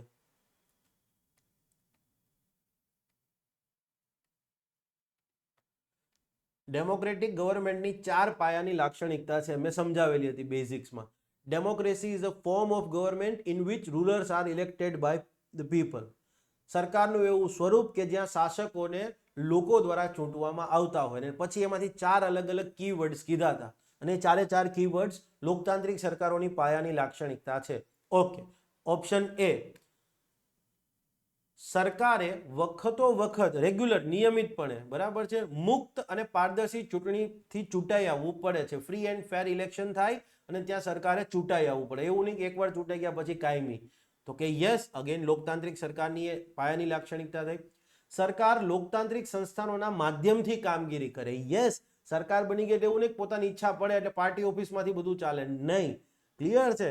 સંસદ, ક્લિયર છે, એમાં લોકસભા, રાજ્યસભા, કે લેટ્સ સે ફોર એક્ઝામ્પલ રાજ્ય વિધાનમંડળની વાત કરતા હોય તો વિધાનસભા, વિધાન પરિષદ અને બીજા જે ઇન્સ્ટિટ્યૂટ છે, સંસ્થાનો છે, એના માધ્યમથી સરકારે કામગીરી કરવાની થાય. અગેન સાચું છે, બરાબર. સરકારમાં કારોબારી ધારાસભાને જવાબદાર હોય. અને યસ, સરકારની સત્તા પર લગામ, નિયંત્રણો હોય. ડેમોક્રેટિક ગવર્મેન્ટ, લોકતાંત્રિક સરકાર, લિમિટેડ ગવર્મેન્ટ. આ યુપીએસસી એ પૂછેલો સવાલ છે. Which of the following most appropriately defines credential of a democratic government? આવો સવાલ હતો ને ઓપ્શન હતો લિમિટેડ ગવર્મેન્ટ. એટલે આ પણ વાત થઈ. પણ ઓપ્શન સી છે, યસ, એ આવશે નહીં. કેમ કે સરકારમાં કારોબારી ધારાસભાને જવાબદાર હોય. ક્લિયર છે? એ તો સંસદીય કાર્યપ્રણાલીની વાત કરે છે ને.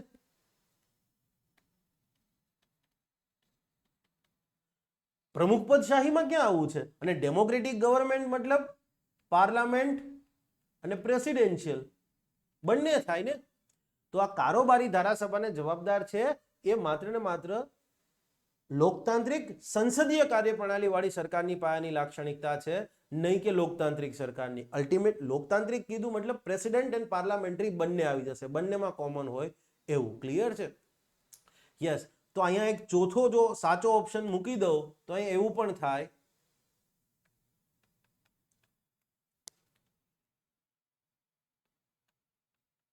નિર્ણય લેવાની અંતિમ સત્તા લોકોએ ચૂંટેલ શાસક પાસે હોય. નોર્થ કોરિયા છે તો નોર્થ કોરિયામાં અંતિમ નિર્ણય લેવાની સત્તા કોની? મારા મિત્ર કિમ જોંગ ઉનની. બરાબર છે? યસ. તો કિમ જોંગ ઉન છે, બરાબર છે, લોકોએ ચૂંટેલ શાસક છે? ના. બરાબર છે? નથી. Just part of joke. બરાબર છે? યસ. નાગરિકને પ્રાથમિક શિક્ષણથી ઉપરનું શિક્ષણ મેળવવાનો અધિકાર ભારતમાં કેવા પ્રકારનો અધિકાર ગણાય છે? મેં કાલે બહુ ડિટેલમાં સમજાવેલું છે અધિકારના પ્રકારો. અને હવે તમારે યાદ એ 3 ટેસ્ટ ચેક કરવાના છે.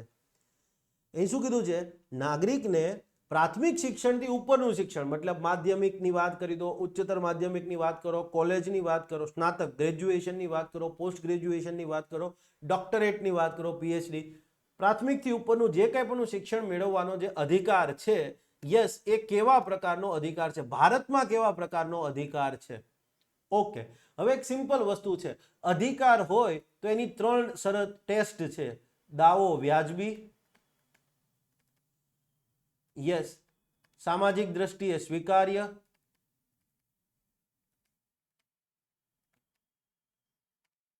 સ્વીકૃતિ, યસ. અને ત્રીજું, કાયદા અન્વયે માન્ય. હવે તમે એક વસ્તુ વિચાર કરો કે જો દાવો વ્યાજ શિક્ષણ મેળવવાની વાત કરીએ છીએ, પ્રાથમિક કક્ષાથી ઉપરનું શિક્ષણ મેળવવાનો અધિકાર, ચલો દાવો વ્યાજબી તો છે, યસ.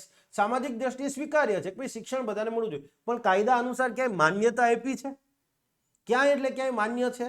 ના, નથી કે ભાઈ ચલો ઉપરનું શિક્ષણ એને મળવું જ જોઈએ. પ્રાથમિક શિક્ષણ મેળવવું એ મૂળભૂત અધિકાર છે, પણ એનાથી ઉપરનું શિક્ષણ મેળવવું જોઈએ એવો ક્યાંય એટલે ક્યાંય કોઈ કાયદામાં, બંધારણ તો છોડો, કોઈ કાયદામાં ઉલ્લેખ નથી. તો આપને ખબર છે કે મૂળભૂત અધિકાર તો બરાબર પ્રાથમિક શિક્ષણ મેળવવું એ જ થશે. તો આ તો નહીં આવે.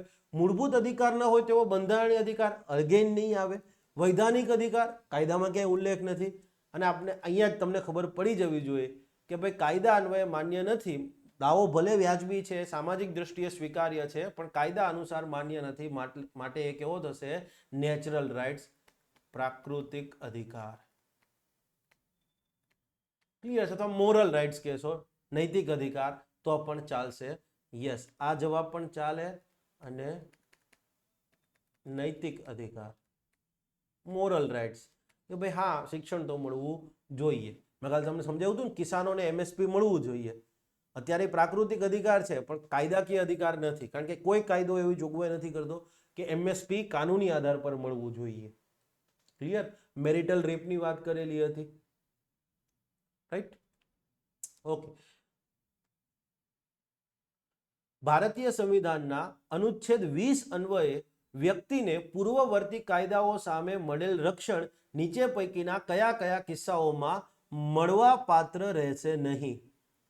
પૂર્વવર્તી કાયદાઓ સામે રક્ષણની વાત કરે છે, ડિટેલમાં નહીં સમજાવવું અત્યારે. ક્લિયર છે? તો એ કયા કયા કિસ્સામાં મળવા પાત્ર રહેશે નહીં? કરની ચૂકવણી, ફોજદારી કેસ કે દીવાની કેસ? હવે એક વસ્તુ વિચાર કરો, કોઈ વ્યક્તિએ 2024માં આવક કરી, જબરદસ્ત આવક કરી, અને બહુ ટેક્સ એને ભર્યો નહીં, પણ એને ટેક્સ વાસ્તવમાં 5 કરોડ ભરવાનું થાય છે ને ભર્યો છે 1 કરોડ. 3-4 વર્ષ પછી એના કાગળિયા ખુલે છે અને ખબર પડે કે આ પાર્ટીએ ટેક્સ નથી ભર્યો, સરકાર ટેક્સ નથી ભરાવતી. યસ, તો પૂર્વવર્તી કાયદાઓ સામે રક્ષણ કરની ચૂકવણીમાં મળવા પાત્ર નથી. ફોજદારી case, yes. Let's say for example, આજે સમજવા માટે બેસ્ટ એક્ઝામ્પલ છે મેરિટલ રેપનું. મેરિટલ રેપને આજે ક્રાઇમ કહેવામાં નથી આવતું, પણ કાલ સવારે સરકાર કાયદો બનાવી દે તો સુપ્રીમ કોર્ટ આર્ટિકલ 142 હેઠળ ચુકાદો આપે, પછી સરકાર કાયદો બનાવે અને કન્સિડર કરે કે marital rape shall be a crime. તો માનો કે જે દિવસે આ કાયદો અમલમાં આવે એ પહેલાના આ પ્રકારના મેરિટલ રેપના કેસો હોય એમાં કોઈ સજા ન થાય, પણ એ પછીથી ક્લિયર છે સજા થઈ શકે. તો ફોજદારી કિસ્સામાં મળવા પાત્ર રહેતું નથી. દીવાની કેસ છે, અગેન એમાં મળવા પાત્ર રહેશે, સોરી, મળવા પાત્ર રહેતું નથી. Slip of tongue. Let's say for example દીવાની case, simply let's say for example દીવાની કેસ છૂટાછેડાનો કેસ, અથવા તો ભાઈઓ વચ્ચે પ્રોપર્ટીનો વિવાદ હોય, બરાબર છે? તો સ્વાભાવિક છે, પ્રોપર્ટીનો વિવાદ છે, તો કાલ સવારે માનો કે કોઈ ભાઈએ કંઈ ખોટું કર્યું હોય પ્રોપર્ટી ડિસ્પ્યુટની અંદર, પ્રોપર્ટીની અંદર, અને પાછળથી ખબર પડે તો એને હિસ્સો આપવો પડે. યસ, માનો કે કોર્ટમાં કેસ જશે તો આનો જવાબ થશે બી. Okay, C. બે નથી આવતું. આ બધી વસ્તુઓ મિત્રો તમને એટ અ ટાઈમ, ખરેખર આ બધી વસ્તુઓ સમજવા માટે 20-25 મિનિટનો ટાઈમ જોઈએ, બરાબર છે? હું દરેક ક્વેશ્ચનને જો ડિટેલમાં લેવા જાઉં ને, ક્લિયર છે, તો એના કરતાં બેટર છે કે હું મૂળભૂત અધિકાર આખું ભણાવી દઉં. અને માટે જ અત્યારે મારે સિરીઝ ચાલુ કરી હતી, પછી એટલે આ કરવું પડ્યું, અનલોકડ. એટલે જ અનલોક કર્યા છે કે તમે જઈને જુઓ એકવાર. ગુજરાતનું એકમાત્ર ઇન્સ્ટિટ્યૂટ છે કે જે કોર્સની અંદર કોઈ છોકરો મારા કોર્સમાં એનરોલ થયો અને એને હવે બરાબર છે હું ભણાવું છું એ ન સમજાણું, કોઈ પણ વે બની શકે, નેચરલ છે, બધાને તો ભણાવવું એ ન જ ગમતું હોય, હું ભણાવવું એ ન ફાવતું હોય, તો એ 48 કલાકમાં જાણ કરે, હું એને કોર્સની ફી રિફંડ કરી દઉં છું. યસ, કોઈ જ સવાલ નહીં પૂછવામાં આવે, સિમ્પલ એટલું કહેવામાં આવશે કે ભાઈ તમે જે ચાર્જ આપ્યો છે એમાંથી 6% ચાર્જ પેલો રેઝર પે અને બેન્કિંગનો લાગેલો છે, એ મારો નથી, તમારી બેંકે તમારી આગળથી લીધેલો છે, રેઝર પે તમારી આગળ લીધેલો છે, મને નથી મળ્યો, તો એ 6% ખાલી હું કટ કરું છું. માનો કે 100 રૂપિયાનો કોર્સ છે તો 6 રૂપિયા હું કટ કરી દઉં, મને જ નથી મળતા, ક્લિયર છે, તો એ 6 રૂપિયા હું કટ કરીને બાકી મને જે 94 મળ્યા છે હું રિફંડ કરી દઉં છું. કોઈ જ સવાલ નહીં કે કેમ નથી ગમતું, શું નહીં, બરાબર છે. સીધો એક જ સવાલ કે ભાઈ કયા ખાતામાં રિફંડ કરવાના છે એની ડિટેલ મોકલી દો એટલે બેંક ટ્રાન્સફર થઈ જશે. સિમ્પલ, આટલી જ વાત. કોઈ જ ગુજરાતી ઇન્સ્ટિટ્યૂટ તમે પરચેસ કરો એટલે તમને સ્વાભાવિક છે 2 દિવસ લેક્ચર જુઓ ખબર પડી જાય, ક્લિયર છે. તો યસ, બાકી કોઈ જ સંસ્થા નહીં કરે, કારણ કે મને મારા કન્ટેન્ટ પર વિશ્વાસ છે, પૂરેપૂરો વિશ્વાસ છે, કોઈ શંકાને સ્થાન નથી. ક્લિયર? ઓકે. આ 2 ક્વેશ્ચન તમારા માટે સેલ્ફ છે, બરાબર છે. આ ક્વેશ્ચન સમજજો. ક્વેશ્ચન 18, આનો આન્સર હું તમને કહી દઉં છું. 16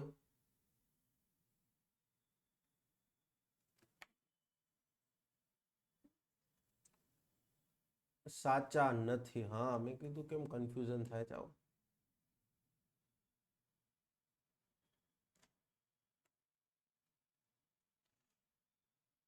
કોની કોની સામે ઇસ્યુ કરી શકાતી નથી? યસ, એની સામે આનો જવાબ એ આવશે. જોજો. ઓકે. નીચે જણાવેલ વિધાનો પૈકીનું કઈ ફેક્ચ્યુઅલ ક્વેશ્ચન છે, એમાં કોઈ પેલું નથી ભાઈ, એટલા માટે આ કોન્સેપ્ચ્યુઅલ ક્વેશ્ચન છે. નીચે જણાવેલ વિધાનો પૈકીનું કયું અથવા કયા વિધાન ખોટા છે? અનુચ્છેદ 32 અન્વયે સુપ્રીમ કોર્ટ વ્યક્તિના સંવિધાનિક અધિકારોની અમલવારી હેતુથી રીટ ઇસ્યુ કરી શકે છે. અનુચ્છેદ 226 અન્વયે હાઈકોર્ટ વ્યક્તિના સંવિધાનિક અધિકારોની અમલવારી કરાવવા ઉપરાંત અન્ય કોઈ પણ ઉદ્દેશ્યથી રીટ ઇસ્યુ કરી શકે છે. હવે આ સ્ટેટમેન્ટ જોતા બે સાચા લાગે છે, પણ એકચ્યુઅલીમાં સ્ટેટમેન્ટ 1 ખોટું છે, 2 સાચું છે. અહીંયા લખ્યું છે સંવિધાનિક અધિકારો, કોન્સ્ટિટ્યુશનલ રાઇટ્સ. તો સંવિધાનિક અધિકારો મતલબ તો ફંડામેન્ટલ રાઇટ્સ પણ થઈ શકે પ્લસ નોન ફંડામેન્ટલ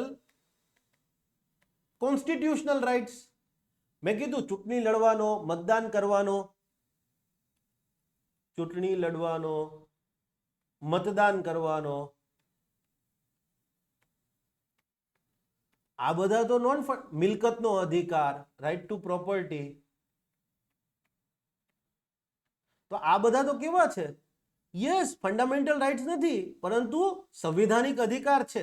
તો સુપ્રીમ કોર્ટની જ્યારે વાત કરો છો, સુપ્રીમ કોર્ટ અંડર આર્ટિકલ 2 માત્ર ફંડામેન્ટલ રાઇટ્સની અમલવારી માટે જ રીટ ઇસ્યુ કરી શકે છે, અહીંયા ઇસ્યુ કરી શકતી નથી. તો અહીંયા સંવિધાનિક અધિકારોની અમલવારી કીધું છે, માટે આ વિધાન આટલી જ વાર લાગશે એક્ઝામમાં.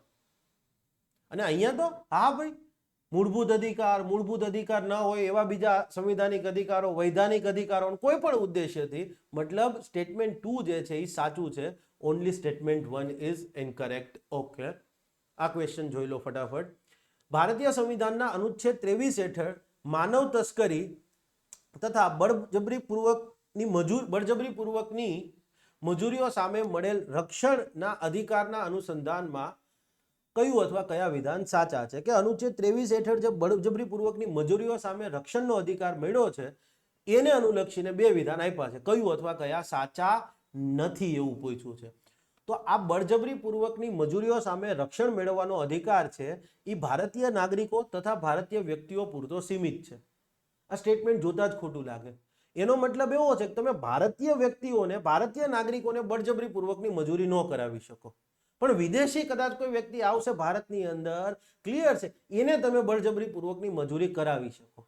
તમારે ત્યાં રેસ્ટોરન્ટની અંદર નેપાળી જે ભાઈઓ છે જે કામ કરતા હોય છે એને તમે બળજબરીપૂર્વકની મજૂરી કરાવી શકો, એવું આ સ્ટેટમેન્ટનો મિનિંગ થાય. પણ ના, આ અધિકાર છે એ તમામ વ્યક્તિઓને મળેલો છે, ભારતીય નાગરિકો, ભારતીય વ્યક્તિઓ, એ ઉપરાંત એન્ડ વિદેશી